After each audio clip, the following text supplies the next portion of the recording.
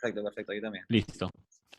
Bueno, muy buenas noches con todos. Hoy ya estoy aquí para hablarles un poco, bueno, desde lo que yo más o menos he llegado a conocer en mi experiencia de lo que es esto de las herramientas para la dirección de equipos, ¿sí? Eh, y en este caso, bueno, quiero primero contarles un poco brevemente de mi experiencia, ¿no? Yo soy entrenador con nivel 2 en España, que es el equivalente al UEFA A, y trabajé como analista en varios equipos juveniles en la temporada 2018-19 en España, en el Getafe, en el primer equipo de división juvenil y en el Tribal Valderas. Y además trabajé algún tiempo como preparador físico en el Atlético Cañada con una categoría sub-12, que vendrían a ser, bueno, niños, ¿no? Además tengo algún poco de formación de psicología deportiva, ¿no? Con un certificado de alto rendimiento deportivo en la escuela que tiene el Barça. Y además soy antropólogo, que también espero que pueda aportar una visión algo diferente a esto de lo que es entender el fútbol, ¿no? Sin más, bueno, quiero contarles un poco de lo que vamos a hablar el día de hoy. La idea es que después de cada pequeño bloque tengamos algún espacio para comentar y para hacer algunas preguntas, ¿no? Todo lo que vamos a abordar ahora está muy orientado a saber sobre herramientas, ¿sí?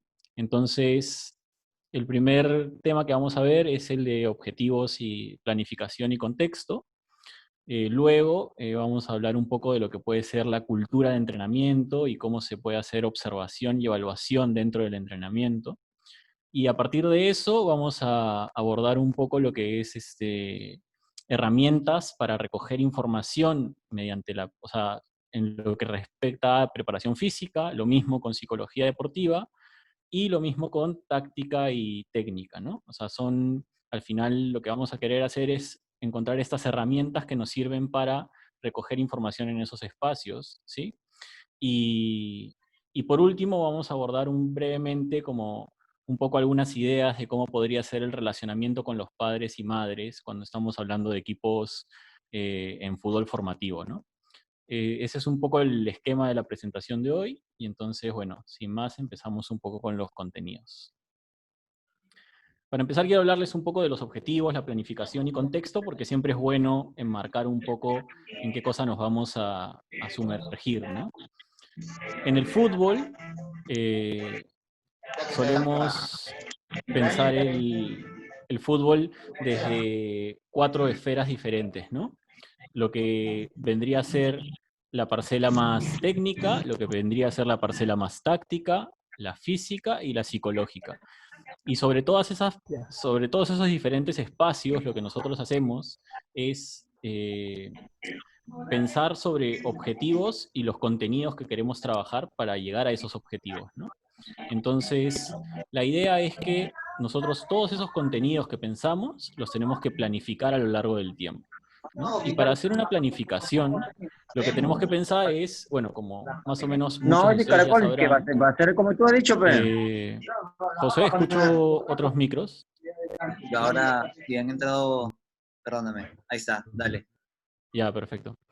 Y entonces, bueno, acá está el tema de planificación del entrenamiento, ¿no? O sea, cuando nosotros planificamos el entrenamiento, estamos siempre dentro de lo que es una temporada, a lo que le solemos llamar un ciclo, y luego eso lo enmarcamos dentro de lo que son los macrociclos, que vendrían a ser periodos, a veces los manejamos como trimestrales, pero ya depende de la elección que más o menos hagamos. Los mesociclos que vendrían a ser como los meses de trabajo, microciclos las semanas, y después lo que trabajamos diariamente, que son nuestras sesiones de entrenamiento diario, ¿no? Y las sesiones de entrenamiento diario normalmente las trabajamos en documentos, bueno, acá se ve un documento muy bien pequeño, pero que suelen tener ese formato, ¿no?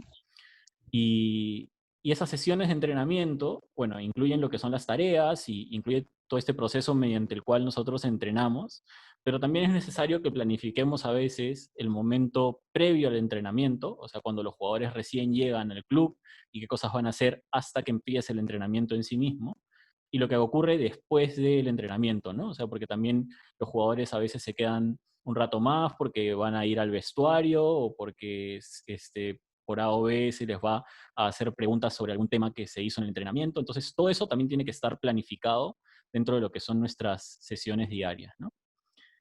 Y una vez que hemos tenido esta aproximación a los contenidos y a la planificación, tenemos que también considerar dónde es que va a ser nuestro contexto de trabajo, ¿no?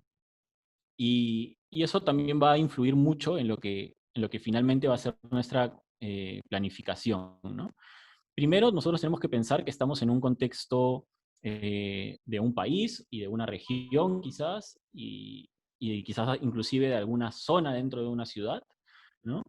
Que lo que nos hace es como tener que pensar todo lo que hay a nuestro alrededor para empezar a pensar en elementos culturales y socioculturales que influyen en las personas que van a llegar a nuestro club, que influyen en cómo nosotros nos vamos a relacionar con ellas y en cómo se entiende también el fútbol en cada lugar, ¿no? O sea, al final no va a ser igual que nosotros trabajemos en un país como Perú, donde el fútbol es el deporte como más masivo, a que trabajemos en un país donde quizás no lo es tanto. Y va a ser muy diferente si es que trabajamos en Perú, que tiene una serie de limitaciones en lo que es fútbol formativo, a que se trabaje, no sé, digamos, en Inglaterra o en España, ¿no? Entonces, todas esas consideraciones las debemos tener para el momento de pensar nuestro contexto de trabajo, ¿no? Y lo siguiente es pensar en qué espacios que yo voy a desarrollar mi trabajo, ¿no? Que puede ser un club, como podría ser Alianza o la U, como podría ser el club de mi barrio o de mi distrito, como también podría ser una academia, ¿no? Entonces yo tengo que conocer cómo es esa academia y cómo es ese club, cómo es ese espacio en el cual yo voy a trabajar, cuál es su historia y una serie de cosas más, ¿no? Y además tengo que saber qué competencias son en las que participa ese club en el cual yo voy a trabajar y el equipo en el cual yo voy a trabajar, ¿no? Entonces, es importante que yo piense cuáles son las características de las competencias en que mi equipo va a participar, cuál es la frecuencia de los partidos que voy a tener, qué etapas sin partidos quizás voy a tener, qué partidos amistosos puedo programar, y todo eso es también necesario que yo lo vaya mapeando, ¿no? Otra cosa que también define el contexto de trabajo es lo que yo cuento de infraestructura y materiales, ¿no? Al final no es lo mismo si es que yo tengo material para todos mis jugadores o si es que solamente tengo balones, por ejemplo, para la mitad de ellos, ¿no? Eso va a marcar mucho de lo que va a ser nuestra planificación para las diferentes tareas que quiero proponer y una serie de cosas. Y no es lo mismo tampoco si es que yo quizás, en cuanto a infraestructura, puedo llegar a tener un medio campo para mi trabajo, o tengo un campo entero, o tengo solamente media hora un día, porque en la otra media hora tengo que compartir el campo, la cancha con alguien más. Entonces, todo eso también lo tengo que yo ir mapeando en cuanto a cosas de infraestructura que yo dispongo, ¿no? Y lo siguiente es ver el material humano con el que yo cuento, ¿no? O sea, siempre que yo trabajo en un espacio, a veces estaré solo como entrenador, a veces tendré una persona que me apoya, a veces tendré alguien que está haciendo sus prácticas y que, bueno, me da una mano porque está dispuesto a ayudarme, ¿no? Entonces, y a veces tendré un cuerpo técnico más extendido, con una serie de otras personas que pueden dar una visión diferente y que pueden trabajar cosas específicas dentro de mi equipo, ¿no? Entonces, también lo que tengo que pensar es cómo es este material humano con el cual yo cuento, ¿no? Y luego tengo que pensar también cómo son las características de los jugadores con los que yo eh, voy a contar, ¿no? Y estas características de los jugadores yo debo analizarlas tanto colectivamente como individualmente, ¿no? Una vez visto eso, ¿no? La idea que tenemos desde Amauta es establecer un curso que nos pueda llevar a profundizar en las herramientas de esto, ¿no? Entonces yo ahora les voy a mostrar algunas herramientas para la dirección de equipos que están enfocadas en analizar el contexto de trabajo de algunas de estas esferas, ¿no? Entonces, por ejemplo, cuando yo quiero analizar el contexto del club o la academia, lo que yo debo hacer es pensar en qué elementos puedo analizar de esto, ¿no? Y, por ejemplo, o sea, yo lo que debería analizar es cuál es el objetivo de la entidad en la que estoy trabajando. Si es que es una entidad que solamente quiere formar jugadores en fútbol base, o si es que es una entidad que lo que quiere es vender jugadores a clubes más grandes, o si es que es una entidad que más allá de formar en determinados aspectos, lo que quiere es competir al máximo nivel, ¿no? Entonces, los objetivos de la entidad van a empezar a definir un poco todo este contexto de trabajo. Lo mismo pasa con la historia del club. No es lo mismo un club que tiene 5 años de haberse formado a un club que tiene 50 o 100 años, ¿no? Y esta historia que tienen los clubes muchas veces van a empezar a definir la idiosincrasia que hay detrás, ¿no?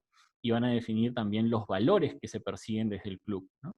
Entonces, la idiosincrasia me refiero a, por ejemplo, no es lo mismo un club donde todos los que trabajan son parte de una familia que decidió poner un emprendimiento como un club de fútbol y donde todos se conocen con todos, a un club bastante más grande, donde de pronto ya no todos los trabajadores necesariamente se conocen con todos, ¿no? Entonces eso va a crear un ámbito de trabajo que es diferente.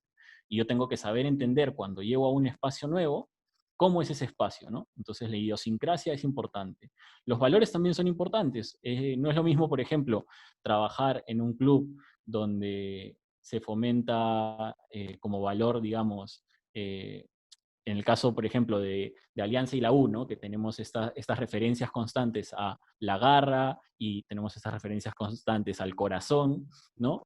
Evocan una serie de cosas que se refieren a algunos valores también detrás, ¿no? Al compromiso con la tarea, a lo estético en el juego, y entonces hay que ver también de analizar todos esos aspectos que nos pueden llevar a entender el contexto club de una manera más específica, ¿no? Luego también tenemos que pensar en cuál es la política de incorporación de jugadores, ¿no? Si precisamente yo quiero incorporar a todos los jugadores que sean posibles porque quiero tener una academia más grande, o si es que quizás es un espacio donde se hace una mayor selección de jugadores porque quiero tener equipos más competitivos, ¿no?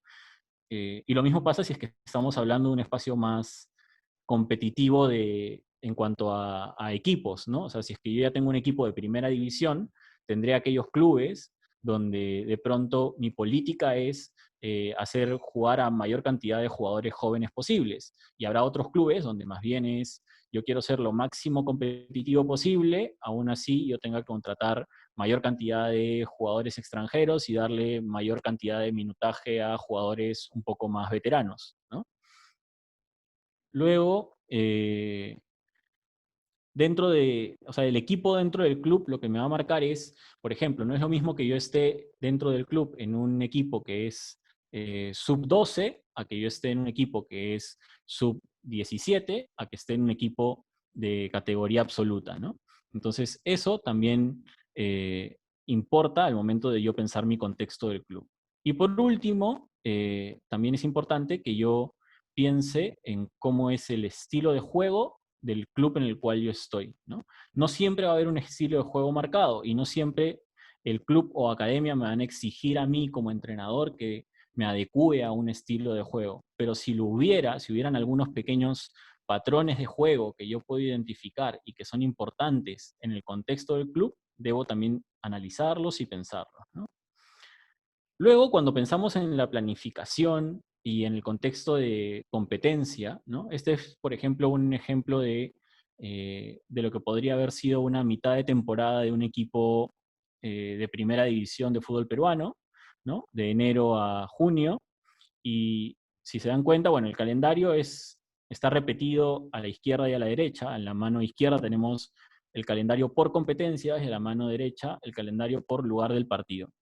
En base a eso yo veo, bueno, cuando tengo partidos amistosos de Copa Nacional, de Liga Nacional y de Copa Internacional, ¿no? Y a partir de eso yo también determino un poco la importancia de los partidos, ¿no? Y luego, en el lugar del partido, yo veo si es que se juega de local, si es que se juega de visita, pero en la misma ciudad en la cual yo estoy como local, si es que se juega de visita en otra ciudad, si es que se juega de visita en una ciudad de altura, o si es que se juega de visita en una ciudad fuera del país, ¿no? Entonces, en base a todo eso, yo puedo empezar a identificar algunos segmentos dentro de mi temporada, como por ejemplo, bueno, al inicio de la temporada siempre tener un espacio para la pretemporada, donde tengo algunos partidos de práctica. pero luego de pronto si tengo varios partidos en la ciudad donde yo soy local, me permitirá establecer mayor cantidad de tiempos de trabajo, porque no tengo que estar viajando de un sitio a otro, ¿no? Y si tengo una alta concentración de partidos, tengo que pensar que previo a eso yo tengo que haber hecho un buen acondicionamiento físico que me permita afrontar ese momento de la temporada. O tengo que planificar, hacer una mayor rotación de jugadores para poder llegar bien a esos partidos en esa alta concentración de partidos, ¿no? En ese periodo de tiempo donde tengo una alta concentración de partidos. Y así yo debo ir elaborando una serie de elementos que me permitan mapear un poco cómo es el periodo competitivo en el cual voy a estar, ¿no? Y lo mismo aplicaría también para un espacio de academia. O sea, si yo tengo temporadas dentro de la academia en la cual voy a tener mayor participación en torneos, tengo que pensar en eso para darle mayor rodaje a varios de mis jugadores y pensar siempre el contexto competitivo en el cual voy a estar inmerso, ¿no? Y luego, respecto a la relación de recursos, ¿no? También, o sea, es importante como pensar en algunas herramientas cuando yo llego a un espacio que me permitan registrar con qué materiales cuento, ¿no? Entonces, en los recursos humanos, yo me pongo a pensar en el cuerpo técnico, ¿no? Y si tengo algunas de estas personas a mi cargo, ¿no? Entrenador, segundo entrenador, preparador físico, entrenador de porteros, médicos, fisioterapeutas, utileros, delegados, y quizás solamente estoy yo como entrenador o tengo una persona específica de apoyo, ¿no? Entonces es importante igual que yo sepa quiénes estamos dentro de la institución y que sepa también distribuir las funciones que yo voy a querer para el, el abordaje de mis funciones en el club, ¿no? Luego también tengo que pensar en los recursos espaciales con los que cuento, ¿no? Si es que tengo una cancha, si es que tengo un espacio de calentamiento previo a utilizar la cancha, porque quizás la cancha antes de que yo la use está ocupada, pero igual yo quiero aprovechar un poco más los minutos previos y hacer un calentamiento en un espacio que hay al costado de la cancha, o tengo quizás un terreno pequeño de césped y lo puedo utilizar. Entonces, todo eso también lo tengo que empezar a ver, ¿no? Eh, si es que tengo vestuarios, si es que tengo vestuarios que me permiten que los jugadores se duchen en el club o no se duchen en el club, que tenga un espacio donde pueda yo dar charlas o pueda tener como un momento de conversación con los jugadores, si tengo un gimnasio y cuán bien equipado está, y si tengo una piscina, todo eso a, de- va a ser como parte del contexto en el cual me muevo y que va a definir un poco también mi planificación del trabajo, ¿no? Entonces, tengo que pensar cuándo lo tengo disponible, ¿no? Y qué características tiene cada uno de esos espacios, ¿no? No es lo mismo tener una cancha de fútbol de césped sintético que tener una cancha de césped natural.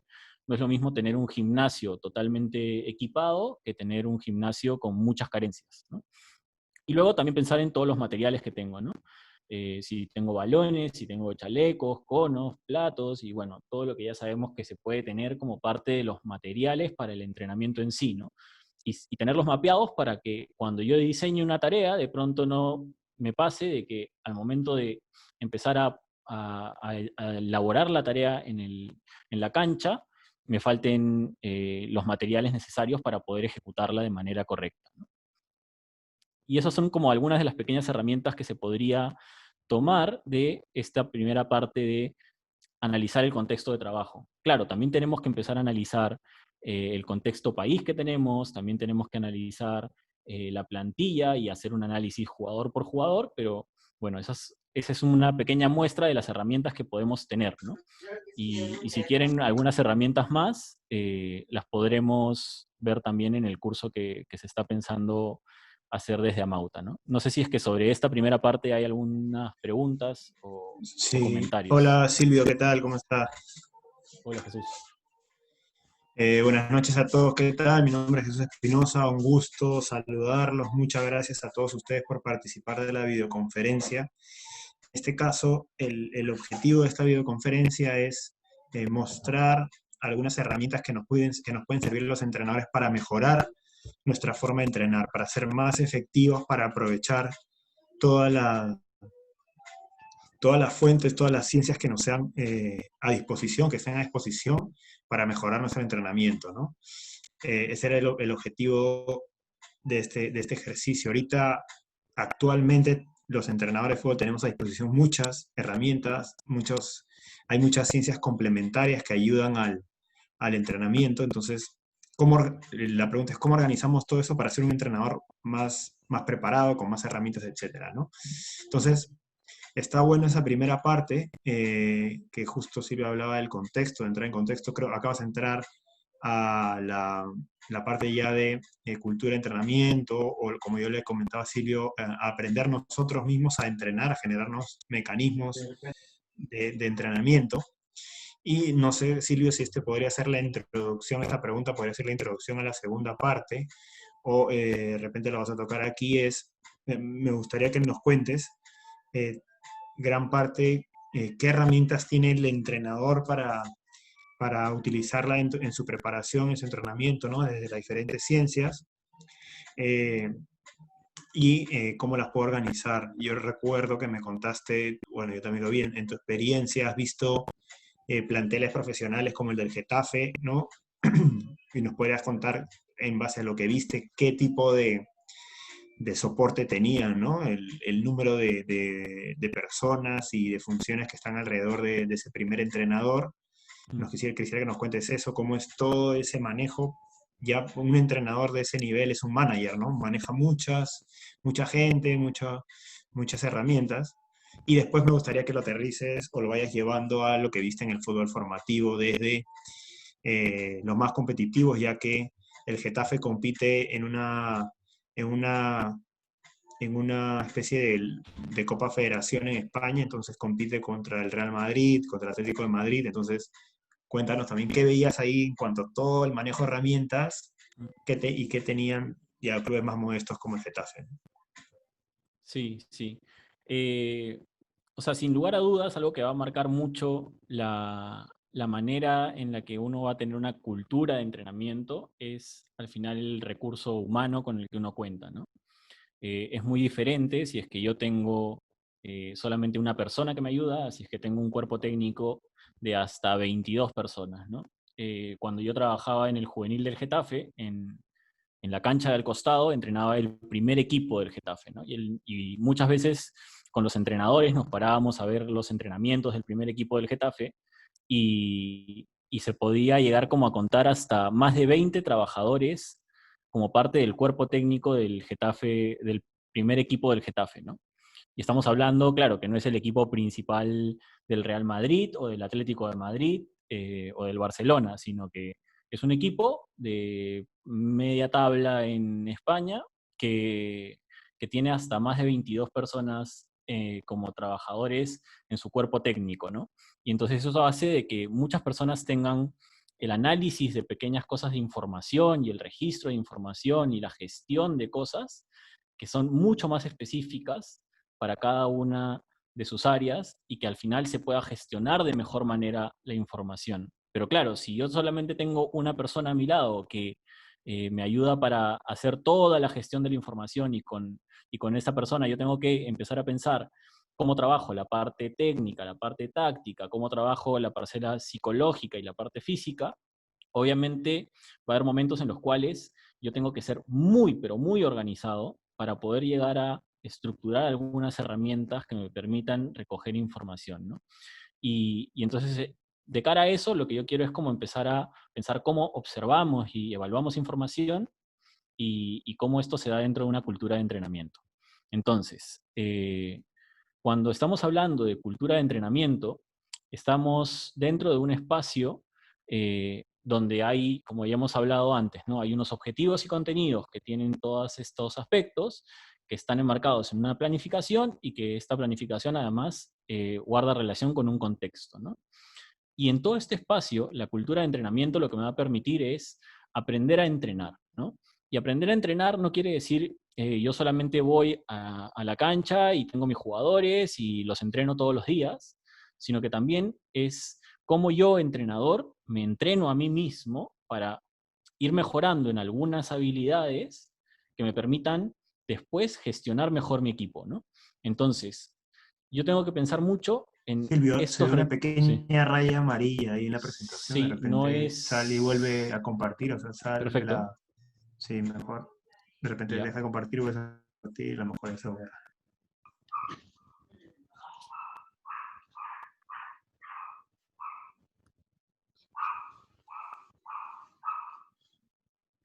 Sí, ahora sí. Sí, ahora ya no se Ya ve. está. Perfecto. Bueno, entonces, en esto de aprender a entrenar, lo que tenemos que considerar es cómo también nos entrenamos a nosotros mismos, ¿no? Nosotros al final estamos a cargo de determinados grupos y entonces hay algunas preguntas necesarias que plantearnos, ¿no? Primero, como qué tipo de líder quiero llegar a ser, ¿no? Con qué habilidades interpersonales e intrapersonales quiero llegar a contar en mi gestión del equipo, ¿no?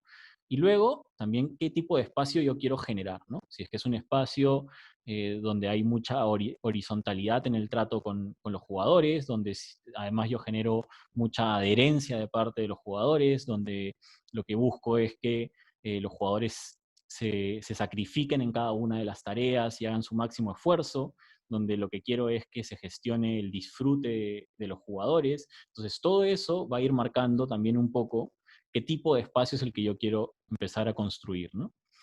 Y de cara a eso, lo que también tengo que pensar es quiénes están dentro del espacio de entrenamiento, ¿no? Y entonces, en el espacio de entrenamiento, yo tengo que participan directamente los jugadores y participan directamente el cuerpo técnico. Pero además, en el contexto que está en torno al entrenamiento, muchas veces tendremos algunos coordinadores, en el caso de escuelas o academias, ¿no? Que lo que hacen es como verificar que se cumplan con algunos elementos en el entrenamiento. Tendremos quizás algún que otro directivo, tendremos algunos otros trabajadores del club, algunos familiares, en el caso de las escuelas es más frecuente porque, claro, están los padres a veces viendo los entrenamientos y entonces eso también influye en el desarrollo del entrenamiento en sí. Y, y además de eso, también tengo que pensar yo cómo es eh, el tema con los aficionados, si es que a veces yo hago un entrenamiento a puertas cerradas, o, o cómo es que yo al final quiero que se genere este espacio de entrenamiento para que pueda yo gestionar mejor todas estas personas que están en torno a la cancha y que también tienen algún nivel de injerencia. Y al tener algún nivel de injerencia, es información que yo también puedo empezar a recolectar, ¿no? O sea, quizás los aficionados se quedan con una perspectiva del entrenamiento, los familiares se quedan con alguna perspectiva del entrenamiento y todas esas cosas. Eh, y luego, además, yo también tengo que pensar cómo es que se genera una observación y registro de la información. Lo que es importante que pensemos los entrenadores es de que en todo momento nosotros podemos observar y registrar información. Y al observar y registrar información, eh, es importante que nosotros sepamos que al momento de estar conversando con una persona, hay información que está ahí. Al momento que yo estoy observando un entrenamiento, también estoy pudiendo recoger información. Y esa información yo la puedo registrar manualmente, pero también hay información que de pronto, mediante un cuestionario virtual, yo se la puedo pasar a los jugadores, a su celular, para que ellos la llenen, y al final yo tengo que administrar toda esa información y un poco sistematizarla por mi cuenta, y para poder yo, a partir de eso, generar algunos cambios en el equipo donde yo estoy trabajando, ¿no?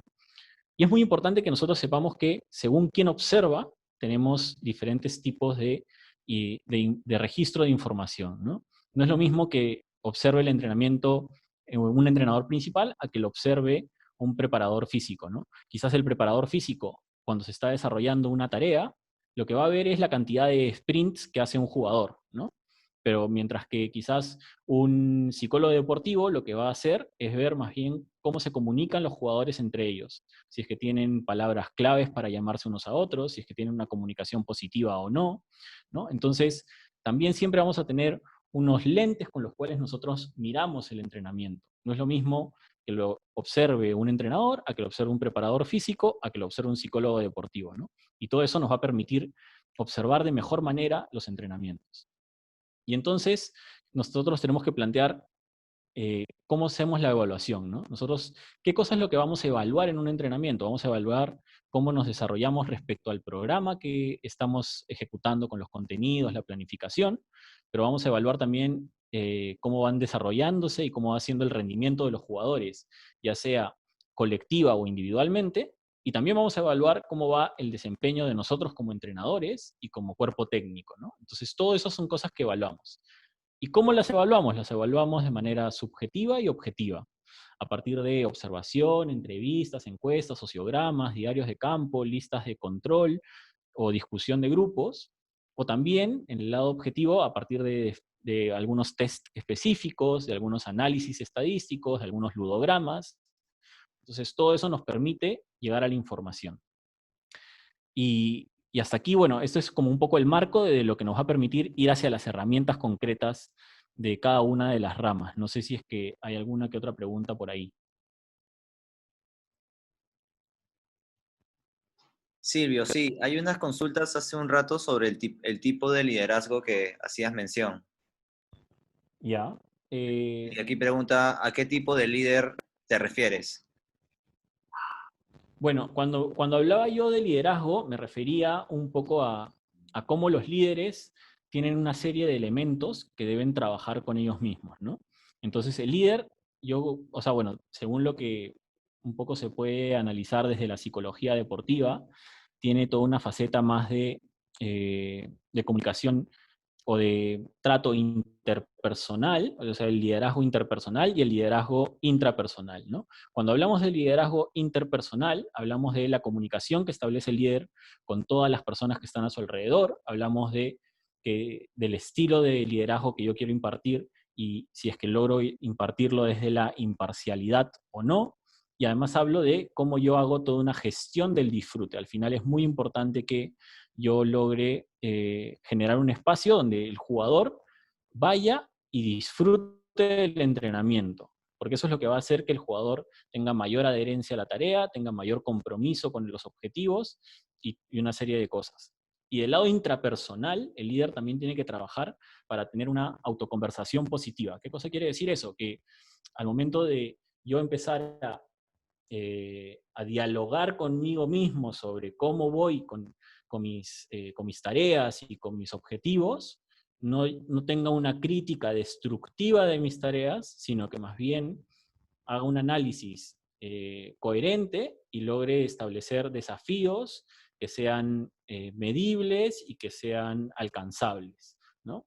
Y además, en la parte intrapersonal, es bueno que el líder tenga una regulación de la activación, que en los momentos de mayor fusividad de los partidos o de los entrenamientos, siempre esa efusividad sea controlada.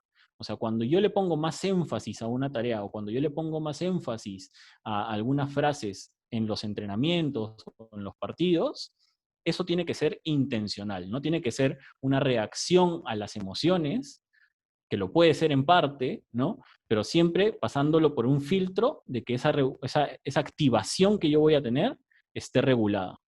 Y además tengo que ser flexible en cuanto a la atención que yo pongo a las cosas.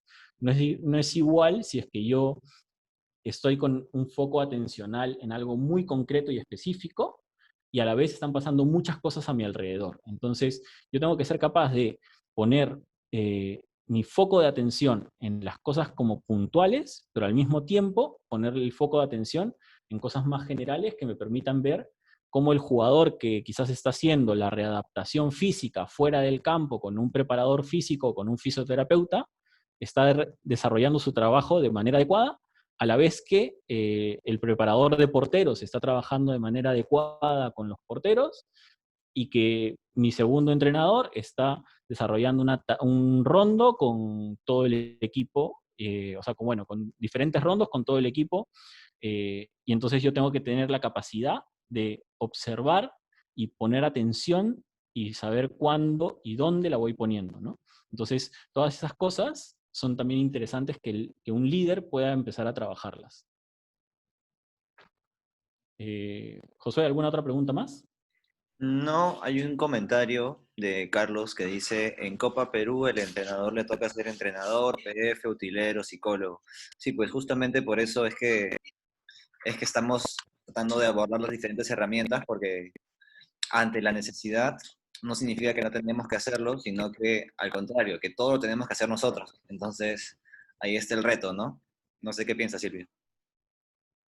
Sí, sí, sí. Y entonces un poco para ver las herramientas concretamente que tenemos, Claro, voy a darles algunos pequeños vistazos a algunas de estas, según algunas de las parcelas, ¿no? En este caso, respecto a la preparación física, eh, en, en uno de los equipos donde yo trabajé en España, que era el Tribal Valderas, el preparador físico del equipo juvenil, que era Cristian Moreno, bueno, trabajaba un poco la parcela física de esta manera, ¿no?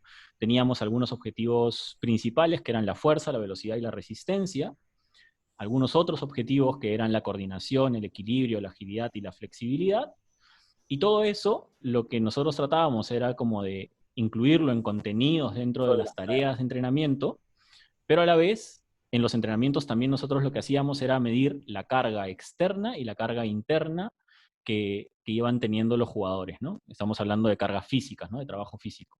La carga externa, claro, en un contexto de máxima tecnología y todos los recursos, lo ideal sería medirla con un GPS, por ejemplo, ¿no?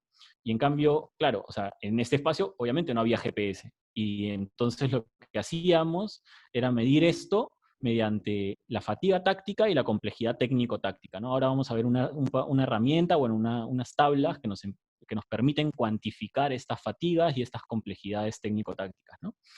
Y la carga interna, bueno, es la percepción que tiene el jugador, el futbolista, sobre su esfuerzo, ¿no? Es una percepción subjetiva del esfuerzo, que es conocido, bueno, normalmente en el mundo como el RPE, ¿no?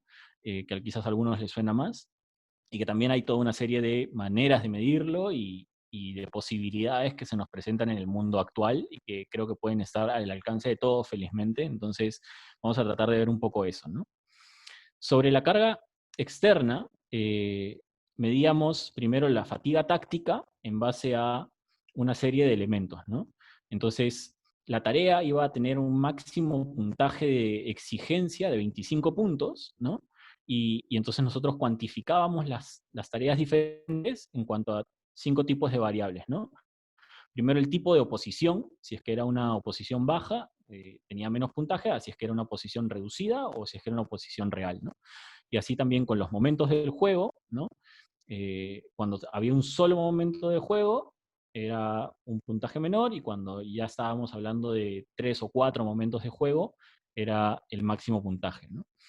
Y lo mismo con el espacio y el tiempo, ¿no? Si es que era un espacio-tiempo muy grande, era un solo punto; si es que era un espacio-tiempo más amplio, era 3 puntos; y ya si es que era un espacio reducido, era una carga mayor. Porque claro, a menor espacio, lo que acaba sucediendo es de que hay más contacto, hay mayor cantidad de participación, hay mayor cantidad de desmarques quizás en una posesión o cosas por el estilo. Entonces, obviamente en un espacio más reducido, la carga se incrementa, ¿no?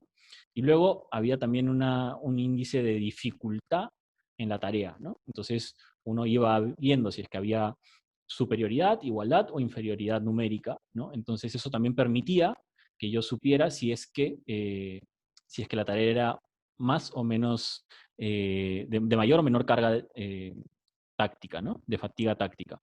Y luego también teníamos el tipo de táctica, ¿no? Si es que era una táctica individual, grupal o colectiva, ¿no? Todo este detalle, o sea, bueno, podríamos pasarnos hablando quizás una media hora de estas tablas, ¿no? Pero lo que queremos llegar es que al final, si es que uno profundiza en analizar sus tareas de manera esquemática, puede empezar a cuantificar la carga que hay dentro de una tarea, ¿no? Y luego también contemplábamos cómo las tareas tenían un índice de intensidad, ¿no?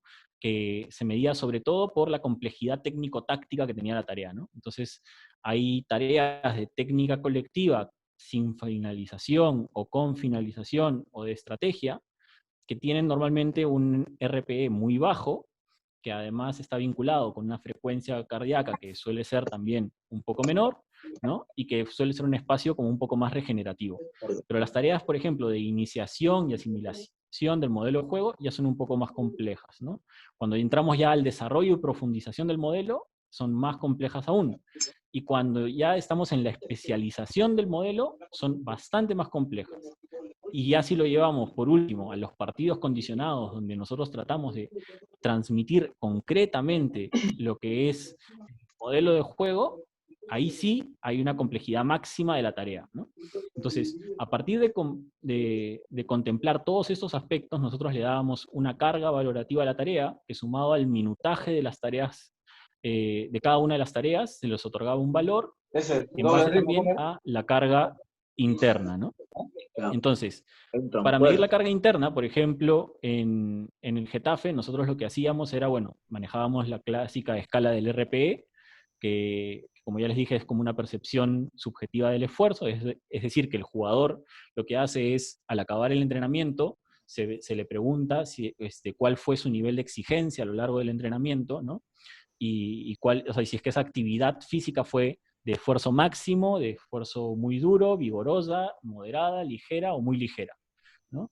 Entonces, como ahora tenemos más herramientas para mapear ese tipo de cosas, muchas veces lo que hacemos es poder como diseñar un cuestionario virtual que nosotros se lo pasamos al celular de todos los jugadores, porque ya en el caso de los juveniles todos tienen un teléfono celular, y entonces ellos al acabar el entrenamiento entran. En este caso, además, se diseñó como con las fotos de los jugadores, así claro, los jugadores entran y marcan como sus respectivos nombres, y luego marcan como el número que tuvieron en ese entrenamiento, y en base a eso se calcula la carga interna del entrenamiento, ¿no?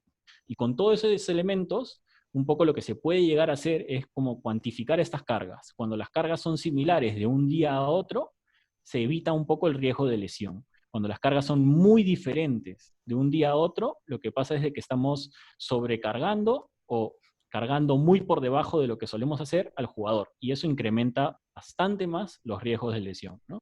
Entonces, todo esto son con escasos recursos. O sea, acá no hay como esta como ultra necesidad de tener como las cámaras de video, el GPS, nada. Esto es, básicamente, se le pregunta a los jugadores y es tener un registro adecuado de la información, y así podemos evitar una gran cantidad de lesiones y podemos hacer tareas como más acotadas, saber además que el jugador se siente en un ritmo de competencia siempre como bastante saludable, ¿no? Entonces, todas esas cosas son importantes y tenemos que saber manejarlas, ¿no? Eso es respecto a la parte física. No sé si es que hay preguntas sobre eso. Para redondear, ¿podrías volver, por favor, Silvia, a lo de Sí. los gráficos, el anterior a la parte interna, o sea, lo de la complejidad? Ahí la carga externa, ¿no? Interesante, que efectivamente los que entrenamos fútbol formativo y donde no tienes este GPS, ¿no? Es difícil identificar una carga más numérica, concreta, porque no tenemos los medidores, pero me parece interesante esta forma de identificar qué, qué ejercicios generan más carga a los jugadores, ¿no? Ujú, Para los menos más familiarizados, acá cuando hablamos de fatiga táctica es los ejercicios más complejos, ¿no? ujú, Un analítico, por así decirlo, es uno de los menos complejos, ¿no? Un ejercicio analítico de pases no implica mucha complejidad, el jugador no tiene que pensar tanto, es básicamente ejecutar, mientras que un partido, ¿no? Ya ahí implica, o es uno de los aspectos de máxima complejidad, ¿no? Tienes que ver rivales, compañeros, zonas. Entonces, interesante acá ver esto de ir puntuándonos o calificar nuestros propios ejercicios para saber qué tanto estamos cargando a los jugadores, ¿no? ujú. Y si esto es correcto, de repente un día los tenemos haciendo, todo, como tú dices, un día hacemos solo analítico, pero podría ser regenerativo como objetivo, pero si empezamos a variar mucho, ahí podríamos, nos ayuda en este caso a organizarnos, ¿no? Organizar Ujú. nuestros tipos de ejercicios que le vamos a ofrecer a los jugadores, ¿no? Y la intensidad, bueno, como dices, ¿no? Pues, son parámetros que de verdad que me parecen bien interesantes como para incorporar al entrenamiento. Sí, y en realidad este par de tablas, o sea, mediante mediante algunas fórmulas matemáticas de multiplicar los resultados de esto por el volumen de minutos y por la carga interna, ¿no? O sea, por el promedio de carga interna de todos los jugadores, permiten como calcular el índice de carga del entrenamiento. Y a partir de calcular la carga del entrenamiento, lo que se puede ver es justo esto que explicaba de si es que hay mayor o menor riesgo de lesión. O sea, y esto no es un número que salga aleatoriamente, sino que hay estudios que han comprobado que O sea, a partir de este análisis se puede llegar a ese tipo de especificidad, ¿no? Y también lo que puede permitir es que nosotros manejemos cargas intencionalmente, ¿no? Una cosa que hablábamos a veces con Cristian, con el preparador físico de este equipo, era que era, o sea, por ejemplo, previo a una alta concentración de partidos, yo sabía que quizás si no tenía muchos partidos, podía exponer a los jugadores a una carga un poco mayor, de manera un poco más sostenida, para que después, cuando llegaran la alta concentración de partidos, los jugadores estuvieran más frescos y pudieran llegar a ese periodo de competencia con un rendimiento más estable y que perdurara a lo largo de los partidos, ¿no? Pero todo eso solamente se puede hacer si es que yo tengo un control de las cargas cotidianas y si es que tengo una planificación que me permita llegar a ese punto, ¿no? Aquí creo que lo que estamos haciendo, que justamente es el objetivo de esta charla, es cuantificar un poco las ideas, impresiones que tiene el entrenador, ¿no? Todos sabemos que después de un partido hay que bajarle la carga por temas regenerativos, pero no sabemos o no medimos cuánto, ¿no? Solo, ok, hagamos ejercicios más sencillos, pero nunca le ponemos un número, nunca los cuantificamos, ¿no? Entonces el entrenador siempre se queda con la idea de, bueno, entonces acá el partido, vamos suave, el fin de semana, perdón, a media semana ya intensificamos y de ahí volvemos a bajar un poco prepartido, pero si lo podemos cuantificar o dar una especie de criterio ayudaría bastante. Uh-huh. Bueno, ahora me meto un poco en la parte de psicología deportiva, ¿no? Que también hay cosas que podemos medir y que es interesante medirlas. Primero voy a hacer como un poco de contexto de cómo se hace la psicología deportiva en el fútbol, muy brevemente, para ir a cosas como más acotadas y específicas de información que podemos recoger, ¿no?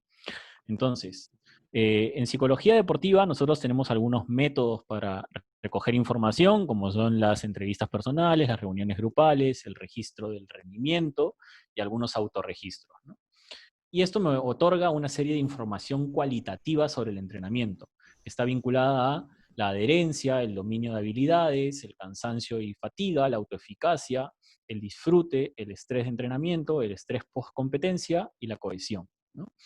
Todos estos elementos yo los puedo empezar a analizar y a trabajar a profundidad mediante una serie de estrategias, ¿no? Y también es interesante todo lo que nos ofrece la psicología deportiva en cuanto al feedback, ¿no? Cuando yo evalúo de manera externa y también le permito al jugador hacer una autoevaluación, lo que yo puedo contrastar es si es que el jugador sobrevalora o subvalora su rendimiento o su aporte al equipo. Y también puedo ver si es que hay manera de alinear las miradas que tiene el cuerpo técnico con las miradas que tiene el jugador, ¿no? Y ver de encontrar puntos de confluencia para poder trabajar hacia un mismo objetivo, ¿no? Y a partir de eso determinar algunas prioridades para la consecución de los objetivos como más grandes del colectivo, ¿no?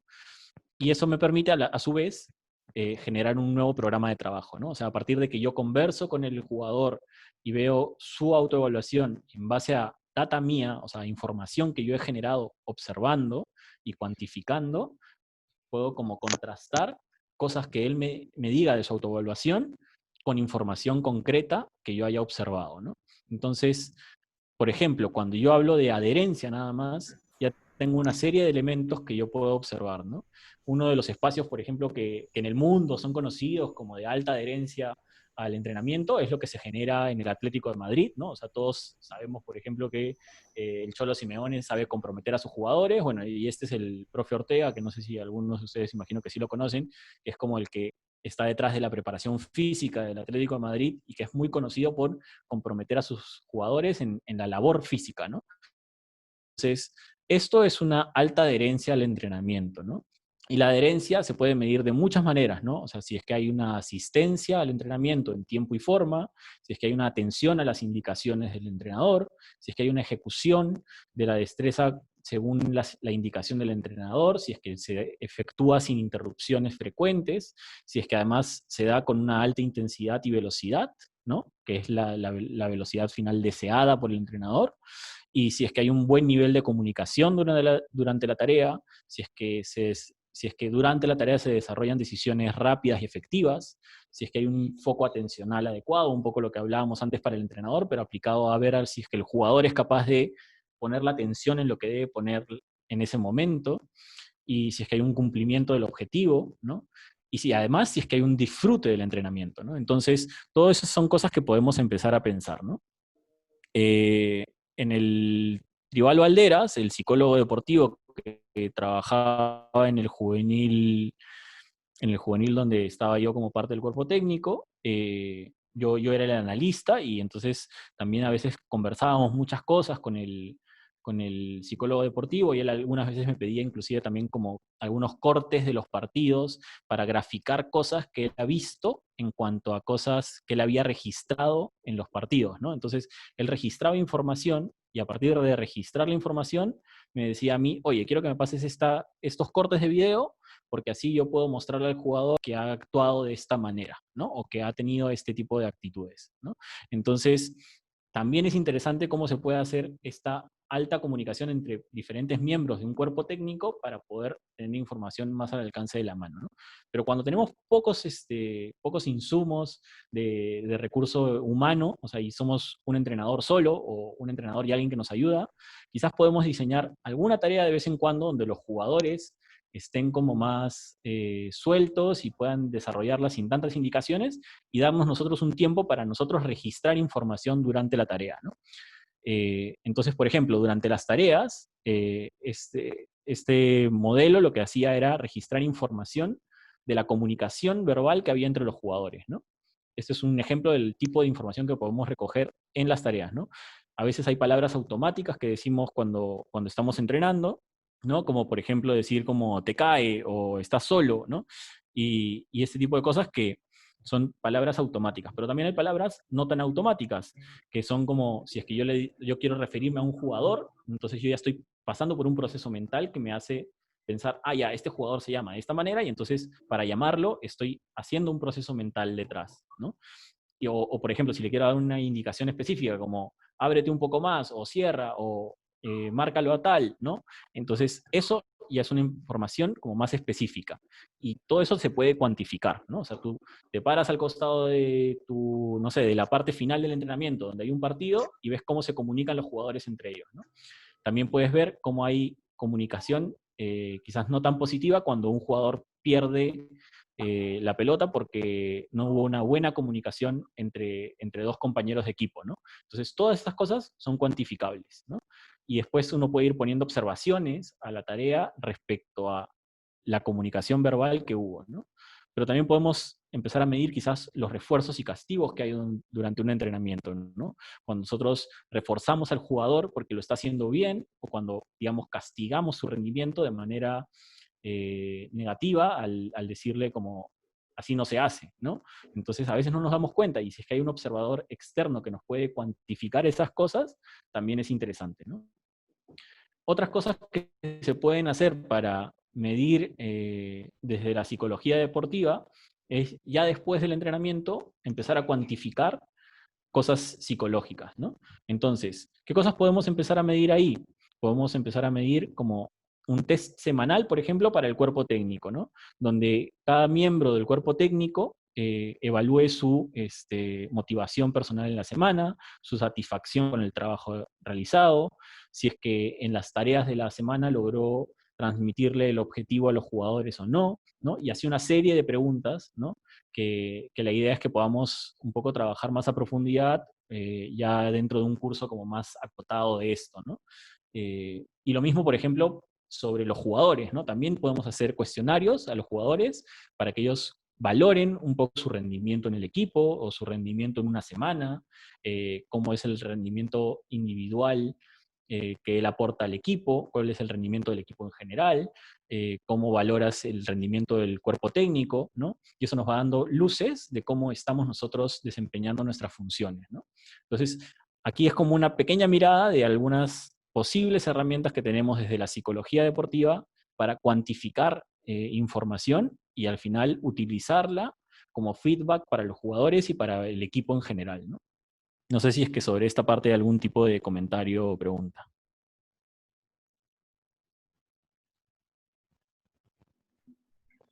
A ver, ¿hay alguna pregunta? Por ahora no. Por ahora no, nos quedamos ahí. No. A ver, los invito a que dejen sus preguntas sobre la parte psicológica. A ver. Acá hay una pregunta de Cristian Mendocilla. Dice, ¿qué se puede hacer con la presión que meten los padres a los niños en el fútbol base, en los entrenamientos o en los partidos? ¿Cuál sería la mejor forma de solucionar esto? O cómo has visto tú que lo trabajan allá? Yo creo que lo ideal es establecer como unas pautas de trabajo desde el inicio con los padres, ¿no? O sea, como tener una buena presentación con los padres y luego tener una manera de relacionarnos con ellos, de reuniones cada cierto tiempo para conocer un poco más el contexto de cada niño y también tener registrada como alguna información eh, específica de ellos, ¿no? Eso es algo que voy a abordar justo después de esta parte, en el último punto, como voy a profundizar un poco en eso y dar algunas ideas y estrategias posibles, ¿sí? Eh, entonces, sí, ahí creo que hay otra pregunta, no sé. Sí, en estos resultados de lo psicológico hay un seguimiento o hacen comparación. Acá dicen la escuela de padres, claro. Sí, o sea, la idea, Dale. ajá, ajá. La idea sobre el seguimiento y la comparación es como, claro, si yo puedo elaborar este tipo de información semana a semana, al final yo voy acumulando datos que me permiten comparar cómo ha ido evolucionando el equipo en el tiempo, si es que de pronto hay una carencia por algún motivo en particular, me permite también, no sé, por ejemplo, hay otras herramientas como por ejemplo ver un sociograma en el equipo para ver quiénes son los líderes dentro del equipo, y hay una serie de estrategias que me permiten como empezar a mapear cosas que a la larga me permitan entender mejor las dinámicas psicológicas que hay dentro de este, ¿no? Y entonces sí, o sea, es importante ver como cuáles son las tendencias que tenemos a lo largo de una temporada y si es que no tenemos los insumos suficientes para hacer como un seguimiento psicológico cada día de entrenamiento, quizás sí lo que podemos hacer es pensar ya, bueno, una tarea a la semana al menos la voy a cuantificar psicológicamente, ¿no? Entonces, al menos ya voy empezando a registrar un poco de esa información a lo largo del tiempo y me puede servir como para ver cómo ha evolucionado mi equipo o qué cosa le está haciendo falta, ¿no? Creo que había un par de preguntas más. Hay una pregunta sobre el plan de trabajo del psicólogo deportivo. Supongo que tienen uno, o cómo lo entiendes tú. Sí, o sea, el plan del trabajo del psicólogo deportivo debería estar un poco definido, un poco como se definen los planes de trabajo del cuerpo técnico, ¿no? Ujú. Es decir, cuando se elabora la planificación, lo ideal es que la planificación se elabore mediante todo el cuerpo técnico, ¿no? Entonces, se planifican también los contenidos psicológicos que yo voy a trabajar a lo largo del tiempo en la temporada, ¿no? Para que se vayan asentando y para que vayan como los jugadores aprendiendo una serie de capacidades psicológicas también, ¿no? Entonces, eso está planificado. Pero también, por supuesto, como pasa con todas las cosas de la planificación es flexible, ¿no? Entonces, al ser flexible, lo que yo también tengo que ver es cuáles son las necesidades que se van presentando a lo largo de la competencia y que permiten que el rendimiento psicológico vaya mejorando y vaya permitiéndonos salir de algunos problemas que se pueden presentar en el camino. Como lo hacemos también con las demás parcelas, o sea, lo mismo pasa con lo físico, lo mismo pasa con lo técnico y lo táctico, ¿no? O sea, son cosas que nosotros vamos con una planificación de inicio de temporada, que es una planificación que piensa como las altas cargas o las cargas más pequeñas a lo largo de la temporada, pero que al mismo tiempo también es flexible para un poco resolver algunos problemas que puedo ir teniendo, ¿no? Entonces, sí, o sea, de pronto quizás un jugador se peleó con el entrenador y acaba fuera del club y este jugador tenía una influencia dentro del equipo de liderazgo y una serie de cosas, entonces todo eso hace de que la dinámica dentro del equipo cambie y es una situación muy diferente, ¿no?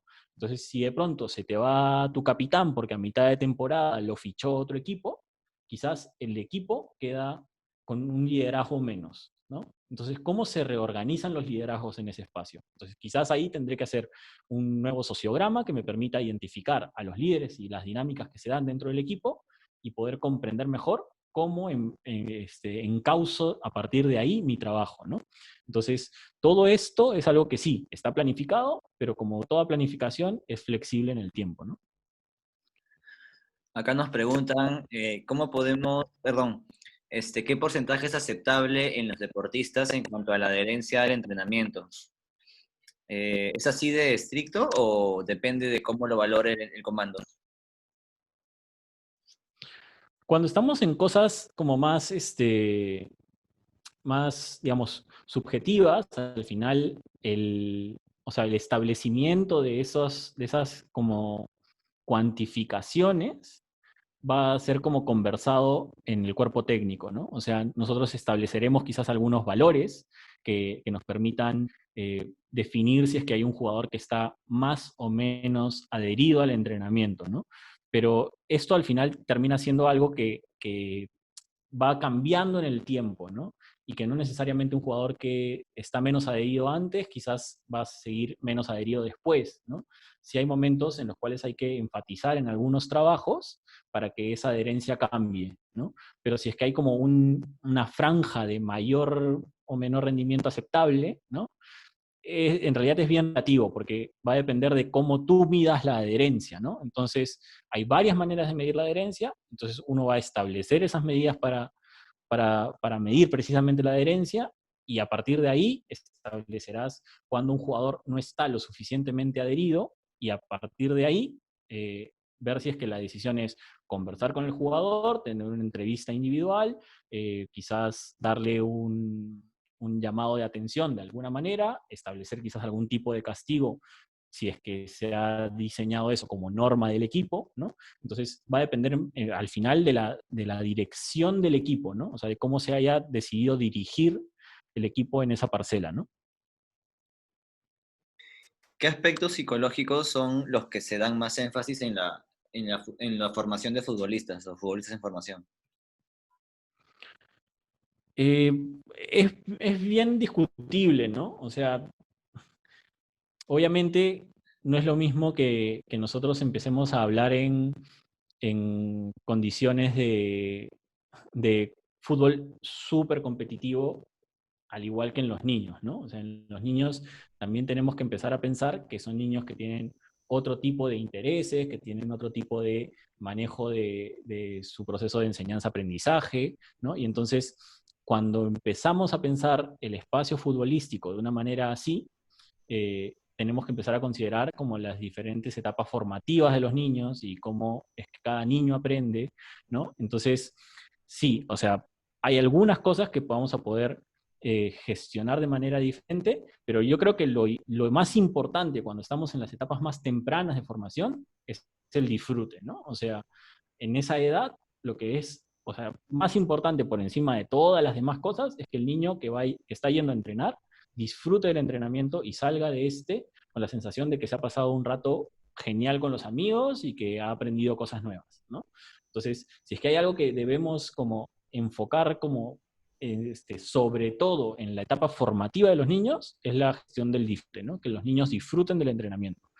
Después empezaremos a ver ya algunas otras cosas de valores que podemos fomentar en los niños, ¿no? O sea, también es importante que el niño tenga adherencia al entrenamiento porque va aprendiendo precisamente a esta cultura de entrenamiento, ¿no? A aprender a entrenar. Entonces, eso también es importante. Pero como te digo, o sea, lo principal en el caso de la parte más formativa es el disfrute, ¿no? O sea, eso no hay duda, y eso es lo que todos los especialistas de fútbol señalan, ¿no? Entonces, eso es lo más importante, ¿no? Listo. Acá hay una pregunta sobre qué ocurre cuando un jugador es un líder negativo, cómo se trabaja con él. Hay diferentes maneras, ¿no? O sea, cuando un jugador es un líder negativo, eh, las maneras quizás pueden ser darles como pequeñas participaciones para que su liderazgo se torne en positivo, o ver maneras de involucrar al jugador para que su injerencia en el equipo, si es que no se logra convertir en positiva, no sea tan fuerte, ¿no? Entonces, va a depender mucho de la capacidad de gestión del entrenador para convertir ese liderazgo en un liderazgo positivo, ¿no? Yo me acuerdo que cuando entrenábamos a los niños, una categoría sub-12, en los equipos del club, lo que se solía estilar era que para cada equipo había un primer capitán, un segundo capitán y un tercer capitán, ¿no? porque así se solía hacer dentro de la institución, ¿no? Entonces, esa temporada teníamos algunos jugadores que estaban como un poco más dispersos y como quizás jalaban a los demás niños a hacer el entrenamiento como un poco más, más caótico, porque estaban pensando en otras cosas y porque estaban un poco más distraídos y todo eso, ¿no? Entonces, diseñamos una estrategia que sirvió bastante bien, que fue asignar a cada capitán un ayudante de capitanía, ¿no? Entonces, cuando era el momento de calentar previo al entrenamiento o previo al partido, quienes lideraban, por ejemplo, estas clásicas como dos filas que se suelen hacer a veces para los entrenamientos, era el capitán y el ayudante de capitanía, ¿no? Y entonces, cuando de pronto un día de entrenamiento faltaba el capitán, quien asumía esa responsabilidad era el ayudante de capitanía, ¿no? Entonces, ¿qué hacía eso? Que ya estabas comprometiendo, o sea, a los tres capitanes, pero además comprometías a otros tres jugadores que tenían un puesto que no existía antes, pero que para los niños era importante. Y este puesto además era rotativo, ¿no? Y si es que alguien lo desempeñaba muy bien, podía quedarse de un mes a otro como ayudante de capitanía, ¿no? Entonces, uno va diseñando algunas estrategias para que aquellos jugadores que quizás no están tan comprometidos o que pueden llegar a ser, como quizás en el caso de esta pregunta, un liderazgo negativo, se sumen al trabajo de manera adherida al entrenamiento y con un compromiso para hacer el trabajo de manera más positiva, ¿no? Entonces, sí, hay mil de estrategias, ¿no? Pero va a depender también mucho de qué tipo de líder negativo estemos hablando, de cuál sea como su injerencia real en el grupo, de si es que tú tienes también líderes positivos y todo ese tipo de cosas, ¿no? Entonces, sí, o Justo, sea, siempre va a depender del contexto, pero hay un montón de estrategias que nos puede ayudar a resolver esas situaciones. claro, justamente el propósito de esto también es que estructuremos un plan que nos ayude a medir eso y tener un plan de acción para cuando eso pase, para solucionarlo, ¿no? Súper, súper buena la pregunta. Sí, A ver, por ahora no hay más preguntas. No sé perfecto. si Entonces seguimos, seguimos con la seguimos y parte... dejen sus preguntas en el Sí, chat o si no les damos el audio. perfecto. Ahora quiero entrar un poco a lo que es la parte más técnica y táctica y el registro y evaluación de tareas. En verdad es como más centrado en el registro y evaluación de las tareas, entonces voy a ser como un poco más breve en esta parte para después ir a las herramientas que en verdad nos sirven para registrar y evaluar las tareas, ¿no? Cuando nosotros hablamos de tareas, nosotros tenemos los momentos del juego para una tarea, tenemos los principios tácticos, tenemos las fases del juego, también tenemos principios técnicos, eh, si es que son individuales o colectivos, y los diferentes tipos de principios técnicos. Hay diferentes tipos también de categorización de técnica, ¿no? O sea, hay algunos que se ciñen más a las categorías técnicas que maneja la FIFA. Esta es una categorización que se manejaba en la escuela donde yo estudié en España, ¿no? Entonces, al final, bueno, también ya va a depender ya de dónde, o sea, de cómo cada entrenador particiona los principios tácticos y los principios técnicos, ¿no? Pero bueno, esto es un poco la idea, que nosotros sepamos qué conceptos técnicos y tácticos vamos a manejar en el tiempo, ¿no? Y luego tenemos los medios de entrenamiento, que son como los tipos de tareas que utilizamos, ¿no? Que más o menos, bueno, imagino que algunos ya los conocen, ¿no? O sea, tenemos acciones combinadas, situaciones de ataque-defensa, circuitos, situaciones de defensa-ataque, estrategia, evoluciones, espacios reducidos, juego real condicionado, juegos de finalización, algunas posesiones, rondos, ruedas de pase, ruedas de tiro. Entonces, con todas esas estrategias, nosotros tenemos que empezar a registrar nuestras tareas, ¿no? Y para registrar nuestras tareas es importante que nosotros elaboremos un listado de nuestras tareas por días y por semanas para cada microciclo y mesociclo, ¿no? Y dentro de cada tarea evaluemos, o sea, bueno, tengamos en consideración todas estas cosas, ¿no? Tenemos un objetivo general del entrenamiento o de la tarea, y tenemos luego un momento del juego, una fase del juego, y tenemos objetivos tácticos, que pueden ser ofensivos y defensivos, que pueden ser los principales y los secundarios, y lo mismo para los técnicos.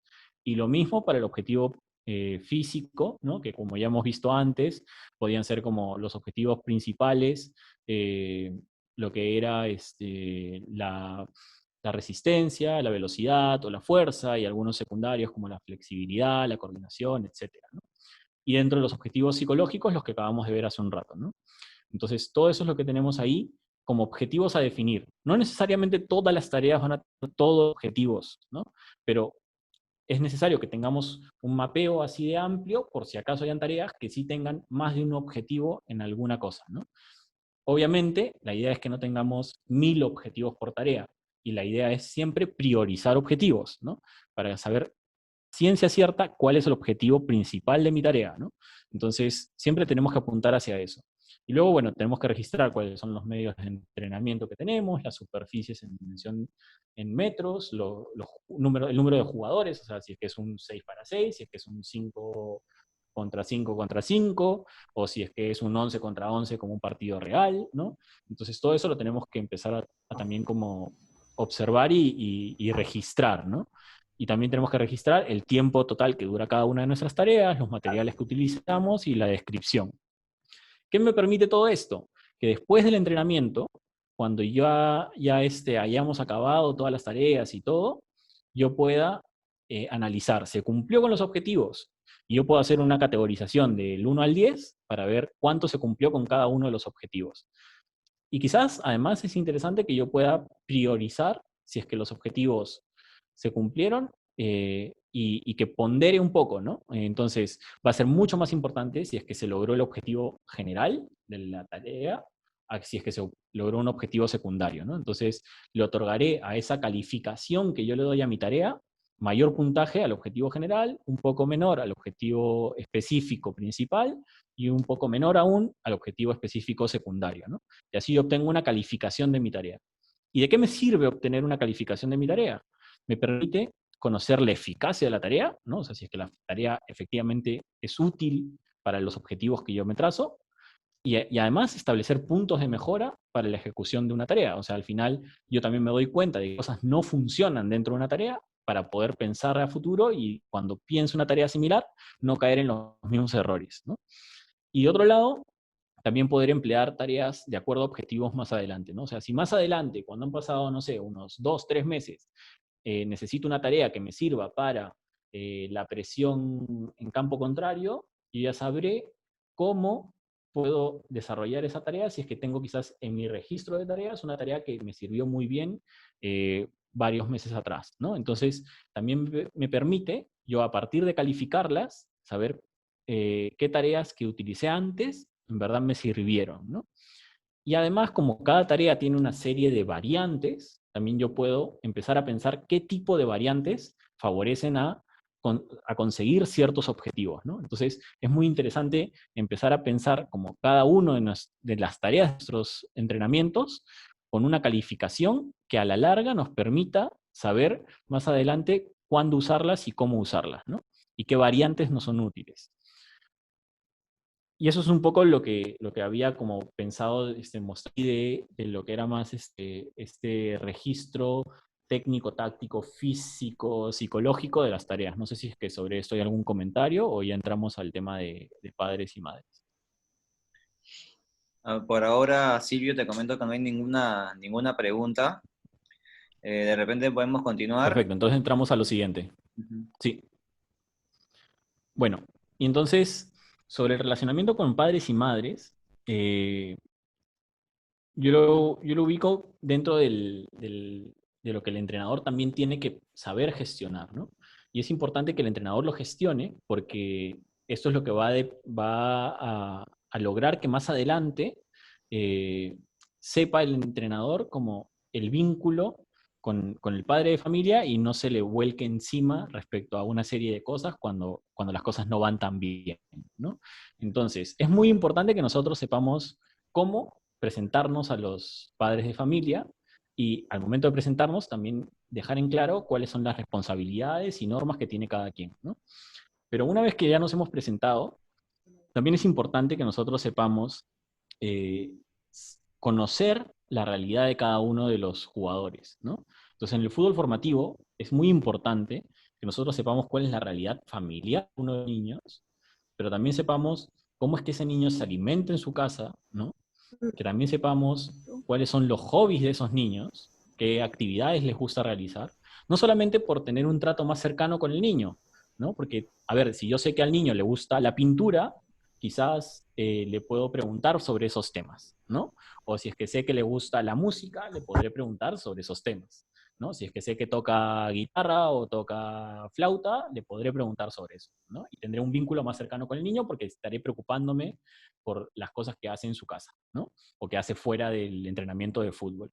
Pero también es importante que yo sepa sus otras actividades porque de pronto puedo tener un niño que además de estar en fútbol, está en clases de tenis, básquet, natación, y entonces cuando llega al entrenamiento, quizás llega después de su clase de tenis y de haber jugado fútbol con sus amigos en el barrio, y después de además haber jugado en la mañana con sus amigos en el colegio, ¿no? Entonces, eso ya representa una carga física diferente, ¿no? Entonces, es muy importante que yo conozca cómo es la realidad de ese niño más allá del entrenamiento para también adecuar mi trabajo y hacerlo como más específico con cada quien, ¿no? Y sobre todo, lo que yo tengo que saber es cuál es la manera en que ese niño tiene un proceso de enseñanza-aprendizaje, ¿no? Cómo es que ese niño aprende de una mejor manera. Entonces, ¿qué me permite eso? Eso lo que me permite es pensar que no es, o sea, no es igual a un niño eh, que yo, por ejemplo, le diga, o sea, que lo esté motivando de manera constante respecto a un tema, a que quizás el niño necesita solamente una indicación y punto, ¿no? Entonces, los padres muchas veces van a saber decirnos cómo es que el niño aprende mejor, ¿no? Entonces, es importante que yo también establezca quizás, si es que tengo las facilidades y los medios y el tiempo, una reunión con los padres de manera individual para poder plantear cómo es que el niño se desenvuelve normalmente para aprender, ¿no? Y, y así lo que yo voy a generar son dos cosas. Uno, quizás ahorrarme meses de trabajo, porque yo puedo estar utilizando una estrategia equivocada con un niño, y entonces al haber conversado con los padres, sé mejor cómo es que ese niño aprende de manera más eficaz, pero también mm, tengo un paso más adelante con los padres, porque el padre se da cuenta de que yo me estoy preocupando por su hijo de una manera diferente a solamente como un jugador de fútbol. Me estoy preocupando sobre el niño como persona y como persona que tiene una manera de aprender particular y a la cual yo le quiero enseñar cosas, ¿no? Entonces, eso es muy importante y eso lo puedo lograr a partir de hacer cuestionarios informativos para recoger información del contexto de la casa, alimenticio y de hobbies, pero también a partir de reuniones individuales que me permitan conocer más a fondo la realidad de ese niño y cómo aprende. Y a partir de registrar toda esa información, yo podré tener una labor más estratégica al momento de relacionarme con los padres, ¿no? Si yo hago todo esto, igual quizás voy a seguir teniendo problemas con los padres. O sea, eso lo sabemos y es un tema muy amplio dentro del fútbol formativo y que hay mil estrategias posibles y todo eso. Pero si queremos estar un poco más cerca a no tener estos clásicos problemas de por qué tomó tal decisión o por qué hizo tal cosa o por qué tal otra, lo mejor es tener como un trabajo estructurado, ¿no? Entonces, solamente como un ejemplo, bueno, la idea es que cuando se elabore el curso, esto más a profundidad, elaboremos estrategias para cada uno de estos momentos, ¿no? Pero, por ejemplo, para el hecho de la presentación nada más, con los padres de familia, es importante que nosotros elaboremos una reunión, ¿no? Entonces, para esta reunión de presentación con los padres, yo tengo que tener un esquema de la reunión, ¿no? Entonces, dentro de ese esquema de la reunión, ¿qué cosa yo puedo abordar? Bueno, lo ideal sería que haya un coordinador del club o de la academia que haga una presentación a los padres de lo que es el club y la academia. Por más de que ellos ya hayan sido presentados al momento que se acercaron al club o que se acercaron a la academia. Cuando estén todos juntos, explicarles todos estos puntos, ¿no? Cuáles son los principios de la institución, si es que hay un proyecto formativo, qué servicios son ofrecidos por el club, cuáles son las normas de la institución, ¿no? Y cuál es la vía de comunicación con los coordinadores, ¿no?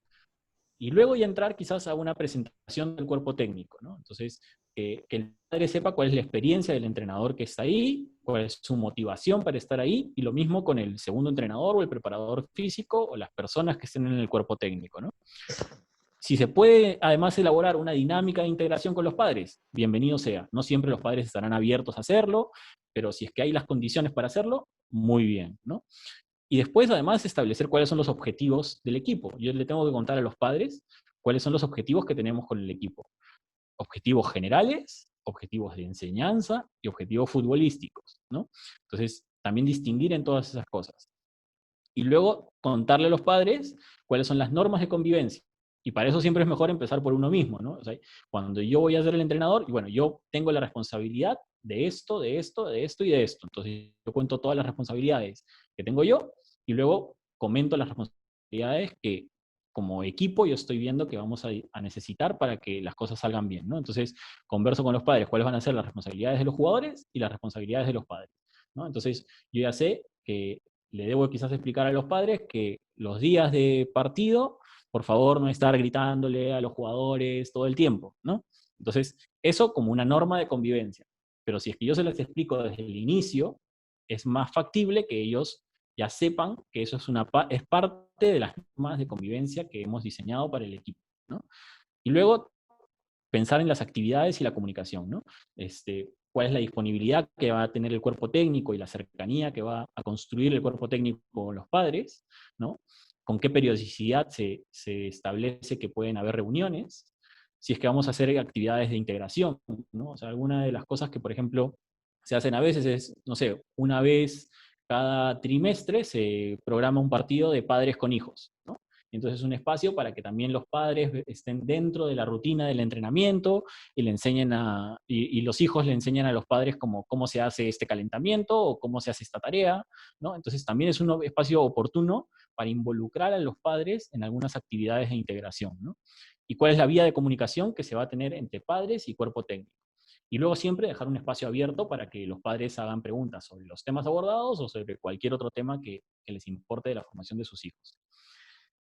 Pero también es necesario que, claro, esta reunión, ese es el esquema, ¿no? Entonces, antes del esquema, yo lo que tengo que hacer es establecer una fecha y una hora y un lugar de reunión, comunicar a los padres sobre la reunión y cuál va a ser la duración de la reunión, porque así los padres también se agendan un tiempo específico, ver si es que esa reunión va a ser durante los entrenamientos y entonces ver quién va a estar a cargo de los niños durante esa reunión, ¿no? Porque tampoco se puede dejar a los niños solos durante, o sea, en ningún momento, ¿no? Entonces, la idea es que haya una persona que pueda estar a cargo de los niños durante la reunión. Si es que no puede estar alguien a cargo que no sea el entrenador o el segundo entrenador, uno de ellos dos tendrá que seguir a cargo de los niños para así seguir con la reunión, ¿no?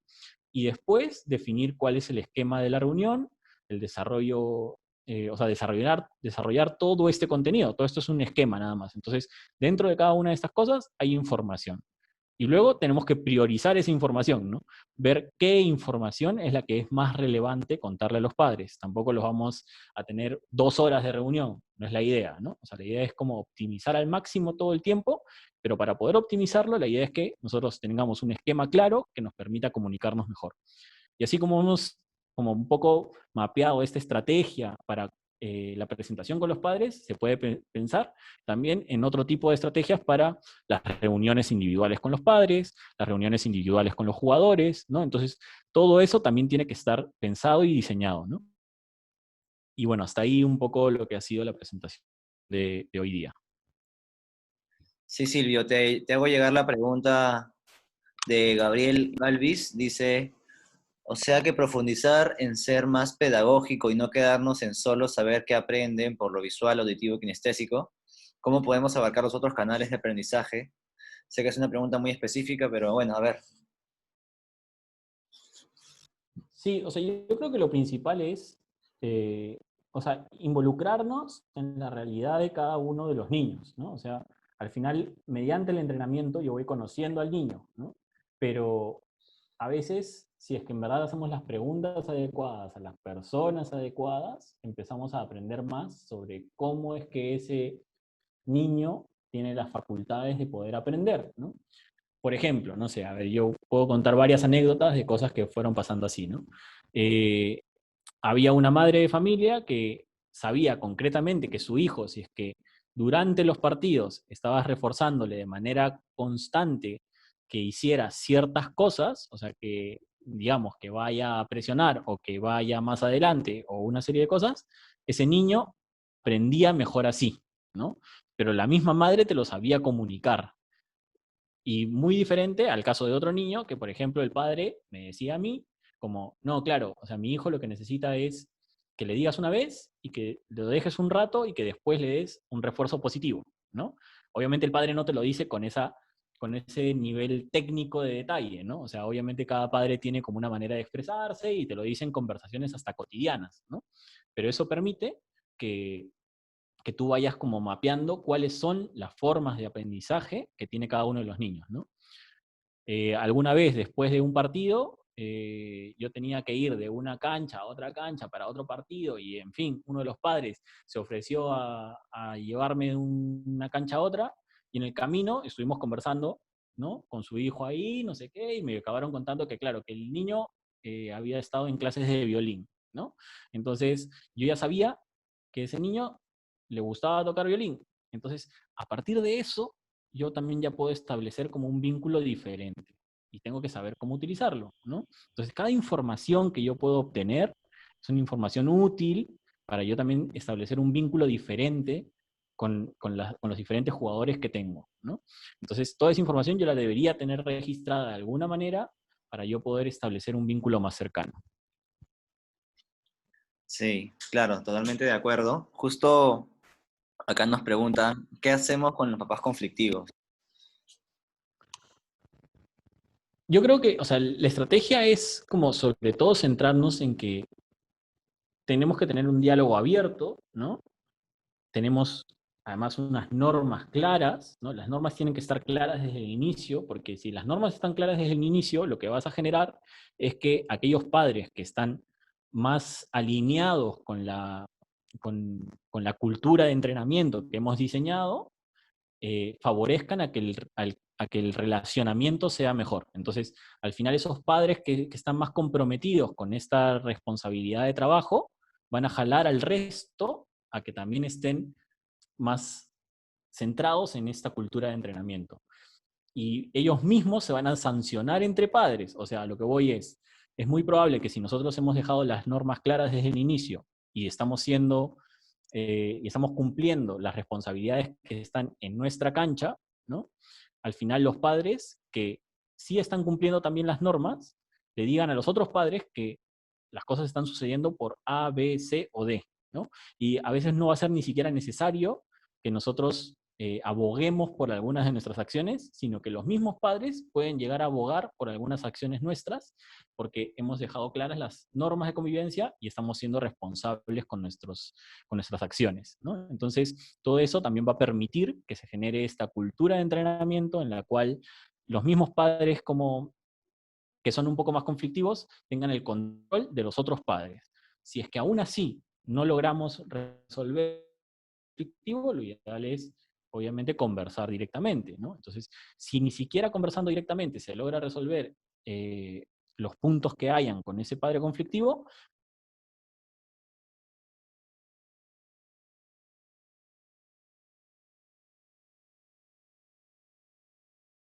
escuela y a ver qué opciones podemos tener, ¿no? Pero entonces, siempre tratando de apostar primero a que las normas de convivencia y el ser responsables con nuestras funciones van a generar un entorno de trabajo en el cual todos estamos de acuerdo en nuestras funciones, porque los hemos compartido al inicio de temporada y hemos estado todos de acuerdo en que así era una buena metodología, ¿no? Y más adelante podremos lograr que el equipo encuentre un cauce correcto, ¿no? De acuerdo, acá te traslado otra pregunta de Jesús, que ¿con cuánto tiempo se deben realizar estas reuniones con los padres? Más que todo en la periodicidad. Eso va a depender mucho de las posibilidades que tengamos, ¿no? O sea, yo entiendo que como entrenadores no siempre tenemos todo el tiempo del mundo para reunirnos con cada uno de los padres de familia, ¿no? Entonces, yo creo que sí, lo ideal sería tener una comunicación más o menos fluida, pero las reuniones en sí mismo yo creo que podrían ser unas 2 o 3 veces en un año, no más, ¿no? Entonces, una al inicio de la temporada, una a mitad de temporada y quizás una al final de cierre. Pero lo que sí podríamos tener es, no sé, informes mensuales de la consecución de objetivos de cada uno de los jugadores, ¿no? Entonces, hacemos un informe en una hojita de una cara para cada uno de los jugadores, contándole a los padres cómo está yendo el rendimiento de su hijo, ¿no? si no es mensual, bimensual, ¿no? Pero va a depender un poco también de la cantidad de tiempo y disponibilidad que tengamos para poder hacer todo este trabajo, que obviamente requiere tiempo y que obviamente muchas veces no está del todo pagado, ¿no? Pero va a permitir que tengamos un mejor rendimiento como equipo definitivamente, ¿no? De hecho, también entra ahí el tema del psicólogo, ¿no? Porque acá nos preguntan bastante sobre el tema de la empatía, de cómo abordar a los padres. En eso siempre es bueno tener un experto, en este caso el psicólogo, o de repente alguien encargado de esa parte, de la parte más personal, que se especialice solamente en eso, de forma que el entrenador no tenga que estar siempre, ¿no? Cumpliendo también ese rol, ¿no? No sé cómo lo ves.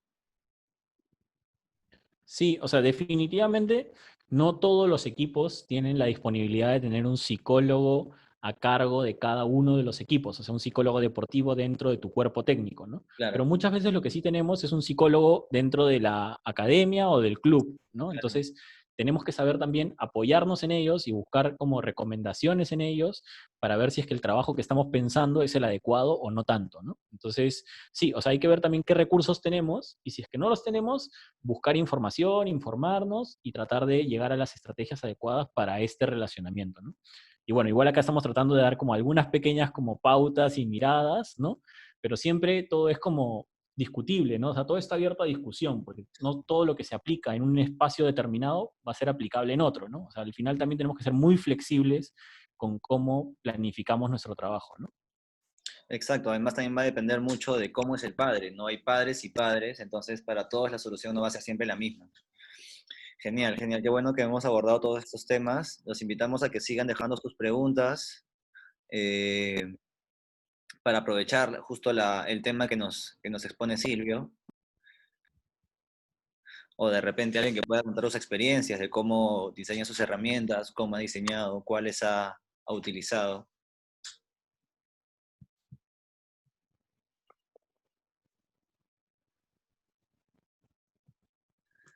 Yo Estamos, quisiera comentar sobre de repente el bloque más técnico-táctico, sobre los provechos, sobre las ventajas que tenemos de generar nuestros bancos de ejercicio, ¿no? Como entrenadores está bueno tener una idea de qué ejercicios son más efectivos para qué cosa o para qué contenido que quiero trabajar, ¿no? En su momento lo conversamos, nosotros no trabajamos ejercicios, trabajamos conceptos, o sea, buscamos enseñar conceptos a los jugadores. Entonces, tener registrado qué ejercicio me ayuda para cierto concepto, creo que hay un montón en sentido de organizarnos, en el sentido de ser más efectivos a la hora de elegir los ejercicios, ¿no? Otro punto que conversaba con Silvio respecto a cómo esto favorece a los entrenadores es nuestra realidad es que muchos de los entrenadores tenemos trabajan en muchas academias, en varios equipos, ¿no? Un entrenador puede trabajar o puede entrenar 4 equipos, por ejemplo, ¿no? Entonces es importante que él mismo tenga un orden para poder administrar todos esos equipos, ¿no? El número de jugadores, eh, las participaciones en los partidos, en los entrenamientos, cómo le fue en la realización de los entrenamientos, a una especie de medición a los jugadores. Creo que si bien, por ejemplo, entrenar 4 equipos es difícil, ¿no? Pero no puede ser una excusa para no dejar de darle todo ese trabajo profesional y creo que requiere mucha organización del entrenador, ¿no? Que el entrenador justamente tenga todo esto organizado para que los 4 equipos los pueda tener eh, gestionándolos de la misma manera, organizándolos de la misma manera y pueda al menos prestarles esa atención, ese servicio de entrenamiento de forma óptima, ¿no? Sí, o sea, definitivamente al final es como todas estas herramientas quizás no nos va a ser tan fácil utilizar todas de la noche a la mañana, ¿no? O sea, va a ser un proceso de aprendizaje también para los entrenadores, como ir gradualmente incorporando algunas de estas cosas, ¿no? Eh, no es tan fácil a veces como, por ejemplo, incorporar el tema de el registro del esfuerzo percibido, ¿no? O sea, del esfuerzo subjetivo percibido, ¿no? Yo me acuerdo muy claro, por ejemplo, en el tema de cuando hablábamos de, vamos a ir a esta parte de acá, ¿no? O sea, esto es como sucedía en un equipo juvenil, ¿no? Y así puede suceder en un equipo juvenil porque ya o sea, los jóvenes tienen como un proceso de reflexión y autoconocimiento que los hace más como conscientes de cuál es la carga que han utilizado en cada sesión de entrenamiento, ¿no? Pero claro, esto también, por ejemplo, se planteaba con niños de categoría sub-12, ¿no? Y probablemente ahí los niños no son tan conscientes del gasto físico que están haciendo en el entrenamiento, ¿no? Entonces, al inicio de temporada teníamos el desafío de enseñarle esto a los niños.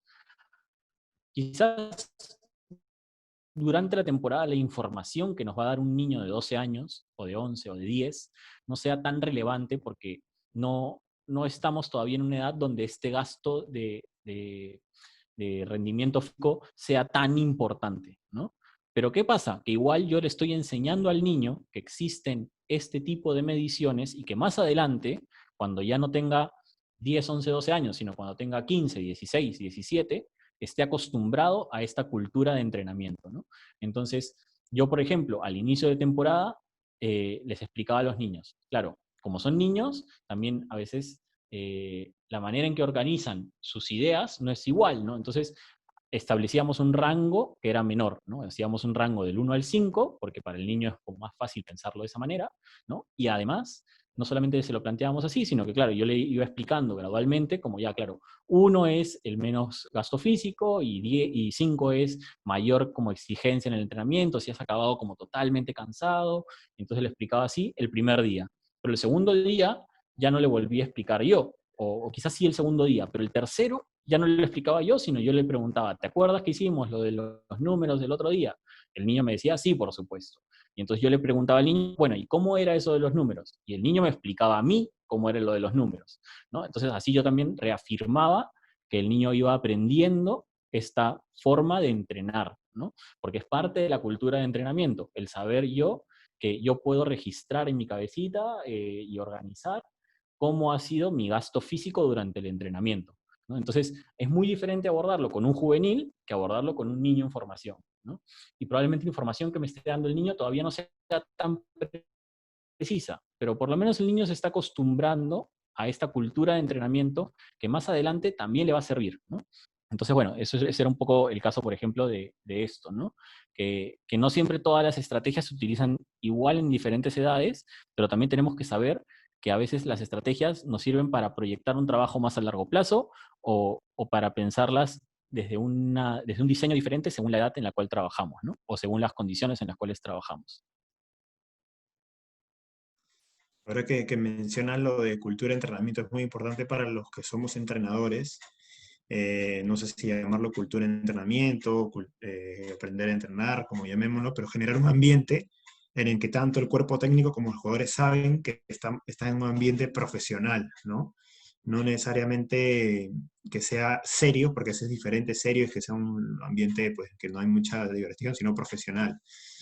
¿Qué pasa? Que los niños en general y todo el mundo en realidad somos seres sociales y nos acomodamos dependiendo del lugar en el que estamos. Entonces, ¿qué va a pasar? Si un jugador ve que el comando técnico es improvisado, el lugar al que llega es improvisado, no están los materiales, entonces él se relaja y dice, ah, bueno, ¿no? Entonces estoy en un lugar para pasar el rato. Pero lo mismo pasa que si yo llego a un lugar donde el entrenador está bien presentado, ya montó el ejercicio, ve que hay toda una preparación, de que todos se lo toman en serio, lo mismo, el chico de repente con los más pequeños no son tan observadores con los detalles, pero desde creería que los más pequeños más se ven el comportamiento del entrenador, ¿no? Un poco las dinámicas del lugar, pero desde ciertas edades ya ellos comprenden, porque eso es natural, nosotros comprendemos dónde estamos, ¿no? Entonces, voy a poner un ejemplo. Imagínense que ahorita ya me pongo a hacer bromas, ¿no? Y empiezo a bromar con Silvio y le pongo un chat y le pongo una broma. Entonces, ¿qué van a hacer los demás? Ja, ja, ja, empiezan a poner bromas y esto se vuelve un chacoteo, ¿no? Entonces, nosotros al tratar de mostrarlo profesional, de hacer los comentarios, de tener una PPT, mostramos a las personas que están aquí de que tratamos de que sea un ambiente profesional. Entonces ustedes de repente ya nos comportamos de esa forma. Es lo mismo para los entrenamientos, generar ese ambiente profesional hace que el jugador cambie de chip. Ah, mira, estoy llegando, ya dejo mi entorno lúdico, mi entorno de estar, no lúdico, mi entorno relajado, vengo de estar en el colegio, ¿no? de hacer diferentes actividades y dentro hay que buscar la mezcla en que sea un ambiente serio, pero divertido, ¿no? O sea, un ambiente profesional, divertido, que el chico sepa que es para divertirse, pero que no vaya a estar rompiendo las cosas, ¿no? Que te destruye el camerín. Esos son señales, creo, de una persona que no ha identificado dónde está, o mejor dicho, el lugar, no le ha dicho más bien dónde está. Los que trabajan con niños, no sé si se han percatado, los niños a veces van a un lugar y se portan súper bien, y de ahí llevan a otro lugar y son unos demonios. Y muchas veces es por justamente el lugar en donde están, ¿no? Entonces, yo creo que es muy importante que los que son entrenadores aquí piensen en eso. Yo cómo genero un entorno para que los padres, los niños y todos vean que es un lugar serio, ¿no? Lo mismo con los padres. Si el padre ve que tú tienes tu planificación, que has armado todo con cuidado, que te comunicas periódicamente, que has preparado todo eso, él dirá, ah, mira, esto acá es otro lugar, acá no es solo guardería, ¿no? Y eso creo que te gana muchos puntos. Adicionalmente, que ya estamos hablando de cómo mejora tu trabajo interno, ¿no? De ser más efectivo, de todo eso, pero al menos también de cara a generar ese entorno de, llamaría profesionalidad, ¿no?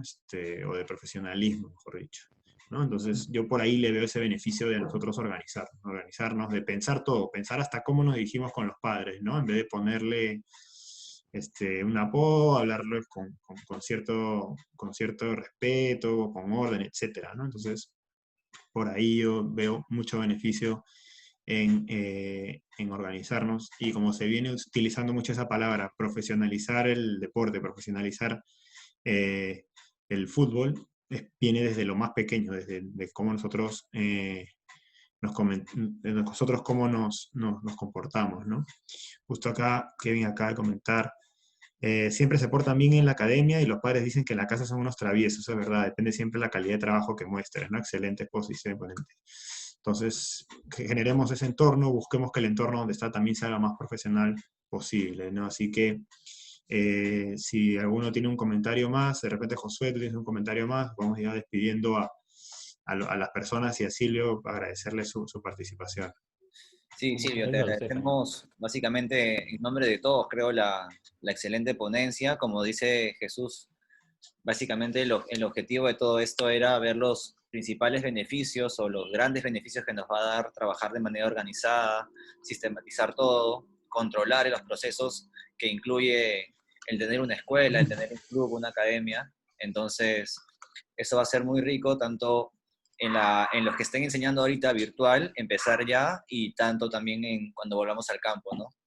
No sé si, Silvio, ¿quieres dar algunas palabras de cierre, de agradecimiento? No, o sea, más bien muchas gracias también por el espacio Eh, para poder siempre perdón, compartir. No, sí, perdón, bienvenido a las perdón, Silvio, opiniones. ¿será que antes de que se despida, será que puedo hacer una intervención rápida? Qué pena interrumpirlo. No, Dale, por dale, dale, supuesto. perdón, más bien, dale. Bueno, me demoro un minuto, 2 minutos por reloj. Primeramente, Silvio, y bueno, primeramente a Mauta por esta capacitación, por estos espacios. Buenas noches para todos. Mi nombre es Gabriel Galvis Perilla, soy profesor licenciado en Educación Física de acá de Bogotá, de Colombia. Y bueno, llevo ya con el favor de Dios 10 años de experiencia, este año cumplí 10 años. Y bueno, rápidamente, Silvio, darle las gracias por tan excelente ponencia. He escuchado de verdad, más de 40 ponencias, y pocas son realmente tan específicas y enriquecedoras. No digo que todas nos dejan algo, pero hay unas que nos alimentan más porque tenemos como la misma visión. Muchísimas gracias por hablar de regulación, de hablar de segmentación, hablar de cultura, hablar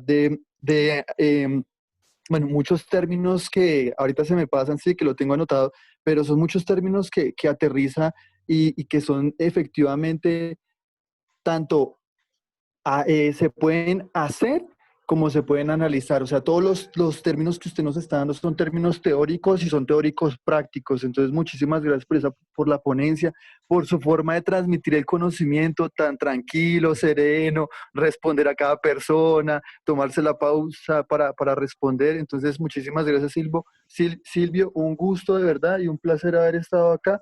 Lo felicito y lo bendigo, y quisiera aportarle algo porque usted me ha aportado muchas cosas y quiero dejarle algo rápido. Yo en medio de todo también hago una clase teórica inicial y es sobre las superficies del balón. Sabemos que trabajamos con el balón y hablar de la superficie alta, superficie media y superficie baja en forma circular y que esas superficies, esas tres subsuperficies tienen unas subsuperficies. Entonces la superficie alta en forma circular tiene una superficie alta alta, una superficie alta media y una superficie alta alta baja. Igual la superficie media está dividida en las tres subsuperficies y la superficie baja también en baja alta, baja media y baja baja. Entonces eso también para tenerlo en cuenta y con las subsuperficies de los lados del balón. Entonces quisiera haberle podido aportar algo en este 2, 3 minuticos. Dios lo bendiga y muchísimas gracias de verdad y qué calidad de ponente y qué calidad de ponencia. No, Bendiciones, muchísimas hermanos, gracias, para todos. Gabriel. Gracias, gracias. Gracias. No sé si es que hay alguien más por ahí, pero bueno, ya. Hola, ¿qué tal? Buenas noches con todos. Hola, Cristian. Primeramente, agradecer su ponencia, ¿no? Muy excelente, profesor Silvio. Claro, en lo que es lo que es fútbol base, bueno, que yo estoy más enfocado en eso, lo más principal es que nosotros, como usted dijo, siempre debemos de poner las cosas sobre la mesa, ¿no? Como es el diálogo, las normas claras para que más adelante no haya ningún problema y así tú como entrenador vayas creciendo y no vayas hacia abajo, ¿no? Porque lo que es con los niños siempre se dan cuenta de un entrenador planifica con un entrenador que solamente va el día a día y todo lo que se le piensa en la cabeza lo hace, ¿no? Ya que los niños te enseñan mucho eso de ahí. Creo que debo siempre, el entrenador antes de un día, 2 días antes, tiene que planificar sus cosas para que llegue el momento exacto y las enseñe de la mejor manera, ¿no? Creo que eso es lo primordial que debe tener un entrenador. ¿Qué más? A ver, los otros temas de psicología deportiva, creo que el mejor psicólogo deportivo para un niño debe ser su entrenador, ya que con él casi está la mayor parte del tiempo, ¿no? Desde que entrenan, desde que van a jugar. Yo creo que el mejor psicólogo deportivo en ese aspecto debe ser uno mismo, ¿no? Tiene que estar capacitado. Sí, o sea, definitivamente que uno tiene que estar capacitado para poder conducir a los niños y para poder llevarlos como a un rendimiento, pero sobre todo a un disfrute del fútbol, ¿no? O sea, eso es lo primordial, ¿no? Yo siempre me acuerdo que en esta idea de generar como hábitos de entrenamiento y hábitos dentro del afrontar un partido, siempre cuando yo hacía el calentamiento con los niños antes de cada partido, en el momento previo a entrar a la cancha, los juntaba y ya teníamos como 3 preguntas, o sea, 3 frases que eran como las principales. Y yo se las preguntaba a los niños, ¿no? Y los niños ya sabían que lo principal en el partido era disfrutar del partido, hacer el máximo esfuerzo que ellos pudieran hacer, pero pasándoselo bien, y tratar de llevar a la cancha las cosas que habían trabajado en la semana, ¿no? Pero eso yo dejaba que los niños lo respondieran en ese preciso momento antes de entrar al partido. Entonces yo ya iba generando ese hábito. Y eso es parte como de generar estas culturas dentro del entrenamiento, pero siempre enfocándonos en qué edad estamos entrenando y en cuál es el grupo humano que trabajamos, ¿no? Entonces, en este caso, como eran niños, lo ideal es que disfruten del entrenamiento, ¿no?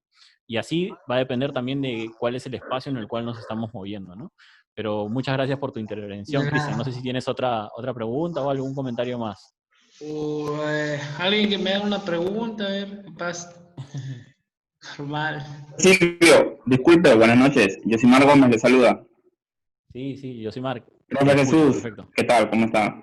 Bueno, felicitarlo igual, ¿no? Por la excelente ponencia y nada, tremenda ponencia, la verdad. Y una consulta, ¿no? Quería hacerle una consulta. Usted que tiene se puede decir esa capacidad, ¿no? Que ha estado en el extranjero, ¿no? Esa experiencia. En cuanto a la planificación, por ejemplo, no podemos planificar anualmente en un macrociclo, como usted lo habló, pero de repente allá en España, ¿qué usted nos puede, en cuanto a su experiencia en la planificación? Ellos refieren más a un contenido exacto, ¿no? De repente dejando 3 meses, ¿no? De repente 3 meses, 4 meses, vuelven a trabajar el mismo contenido, ¿no? Pero de repente con una tarea más compleja, lo pueden hacer, ¿no? Si el chico obviamente automatiza, interioriza esos contenidos, vuelven a realizar ese contenido de repente de una forma más compleja, o son muy estrictos en la planificación anual, ¿no? Ya que a veces tenemos torneos y competencias y se dice que más buscamos de repente ganar el fin de semana, pero no buscamos formar, ¿no? O sea, que el chico a los 12, 13, 14 años esté preparado para una competencia, ¿no? A veces preferimos más el ganar el fin de semana y entonces flexibilizamos mucho a veces en lo que es la planificación. ¿Usted qué nos puede comentar sobre este aspecto? A ver, la planificación, o sea, definitivamente hay cosas que se manejan muy a profundidad, ¿no? O sea, todas las cosas que, digamos, o sea, que sigan trabajando como contenidos a lo largo de una temporada y en determinados momentos estaban, o sea, bueno, programados de antemano y una serie de cosas, ¿no? Pero, además esto, obviamente se manejaba en un documento virtual al cual tenían acceso todos los coordinadores de la escuela y ellos iban viendo como día a día qué tipo de tareas iban a hacer, que cumplieran con los objetivos que se estaban determinando, ¿no? Y que fueran eficaz para la consecución de esos objetivos. Pero además este era un club que no era muy grande, pero aún así tenía más o menos unos 5 equipos por la categoría sub-12, unos 5 equipos por la sub-10, y así 5 equipos por cada 2 años, ¿no? Entonces, claro, no es lo mismo que sea el equipo A de los sub-12 a que sea el equipo E de los sub-12, ¿no? Entonces, el equipo A tendrá más relevancia respecto a algunos objetivos competitivos. Y el equipo E quizás son niños que están ahí por, bueno, por pasárselo bien, por disfrutar del fútbol, pero quizás el objetivo central no será lo más competitivo. Y obviamente todo enmarcado en que son niños, ¿no? Entonces, obviamente, si es que son menores, el enfoque siempre será mayor hacia el lado del disfrute, y mientras son un poco mayores, quizás sí podemos empezar a enfocarnos en cosas más competitivas. ¿Y eso cómo se aterriza en los contenidos y en los objetivos? Bueno, claro, si es que yo ya estoy hablando de una categoría sub-16 o sub-17, donde hay un ámbito bastante competitivo, quizás sí yo voy a empezar a priorizar algunos contenidos que me sean más relevantes en ese momento del tiempo, ¿no? Pero cuando estoy hablando de una categoría sub-12, sí es importante que sepamos seguir una planificación a lo largo del tiempo y que no la cambiemos mucho, ¿no? Porque al final es importante que el niño tenga todos esos elementos formativos que se van obteniendo a lo largo de una temporada, más allá de los resultados que obtenga el fin de semana. Los resultados llegarán con el tiempo, porque al final, si es que nosotros estamos siempre resolviendo lo que vimos en el partido anterior, no estamos teniendo una formación como tan consecuente en el tiempo, ¿no? Si es que se habla de poder profundizar con ejercicios más complejos, sí. O sea, obviamente había un periodo de tiempo donde se trabajaban objetivos de manera más simplificada, digamos, siempre igual con un crecimiento de la complejidad dentro de cada sesión de entrenamiento, como ya sabemos, pero a lo largo del tiempo teníamos segmentos de tiempo donde los objetivos iban trabajando de manera más inicial, pero y luego cuando volvías a ese objetivo meses después, porque por la planificación tocaba, ya los niños sabían algunas cosas de esos objetivos y entonces podías incorporar algunas variantes más complejas, ¿no? Entonces, sí, o sea, yo creo que cuanto un poco menor es la categoría, sí es necesario que nos ciñamos un poco más a la planificación, porque la idea es formar al niño en todos los aspectos que son necesarios. Cuando ya estás en edades un poco más avanzadas, quizás si es que estás en un espacio más competitivo, sí es necesario que te centres un poco en el hecho de competir, ¿no? Pero va a depender siempre del espacio, ¿no? Y de la edad. No sé si hay algún otro comentario o por ahí. Sí, sí, de acuerdo con... Muchísimas gracias, profe. Muchísimas gracias. No, no, de nada. Gracias a ti, Yosimar, por preguntar. Gracias, Yosimar. Muchas gracias. Bueno, les agradecemos a todos los que han participado. Sinceramente, muy buena charla. Creo que los comentarios lo dicen. Si es que no hay otra participación, si es que no hay alguien más que quiera dar algún comentario, vamos cerrando. Les recuerdo... Vamos por cerrar. Les recuerdo que esta conferencia va a quedar grabada en nuestro canal de YouTube para que lo puedan volver a ver a partir del día de mañana en la noche. Sí, compártanlo en sus grupos, en sus academias, de los clubes, para que más gente pueda tener acceso a este tipo de capacitaciones. Y bueno, no sé, Jesús, ¿quieres cerrar.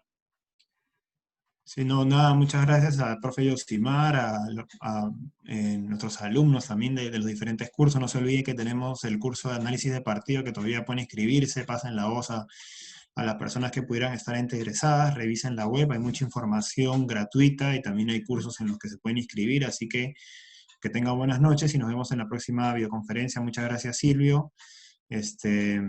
Más bien, De repente aprovechamos para la... para la foto, sí. Hay que hacer una foto Sí. grupal, a ver si nos ponemos todos la cámara. A ver, Profe, porfa, ahí está, perfecto. vamos a verlos. A ver, todos. Para ir conociendo, ahí está, bien, la gente está... Han dejado la cámara y se han ido.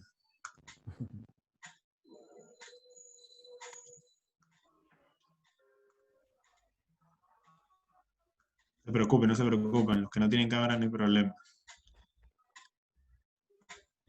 No se preocupen, los que no tienen cámara y los feos no hay roche. ¿Está ahí? Ya, Listo, muchachos. Que pasen un buen fin de semana, nos vamos viendo en los cursos, en las videoconferencias, así que atento al contenido que ya tienen en el aula, Enrique, Martín, Gracias por y ya nos vemos. Gracias, profe Silvio. No, Gracias, a ustedes. buenas noches. Muchas gracias a todos. Gracias, profe.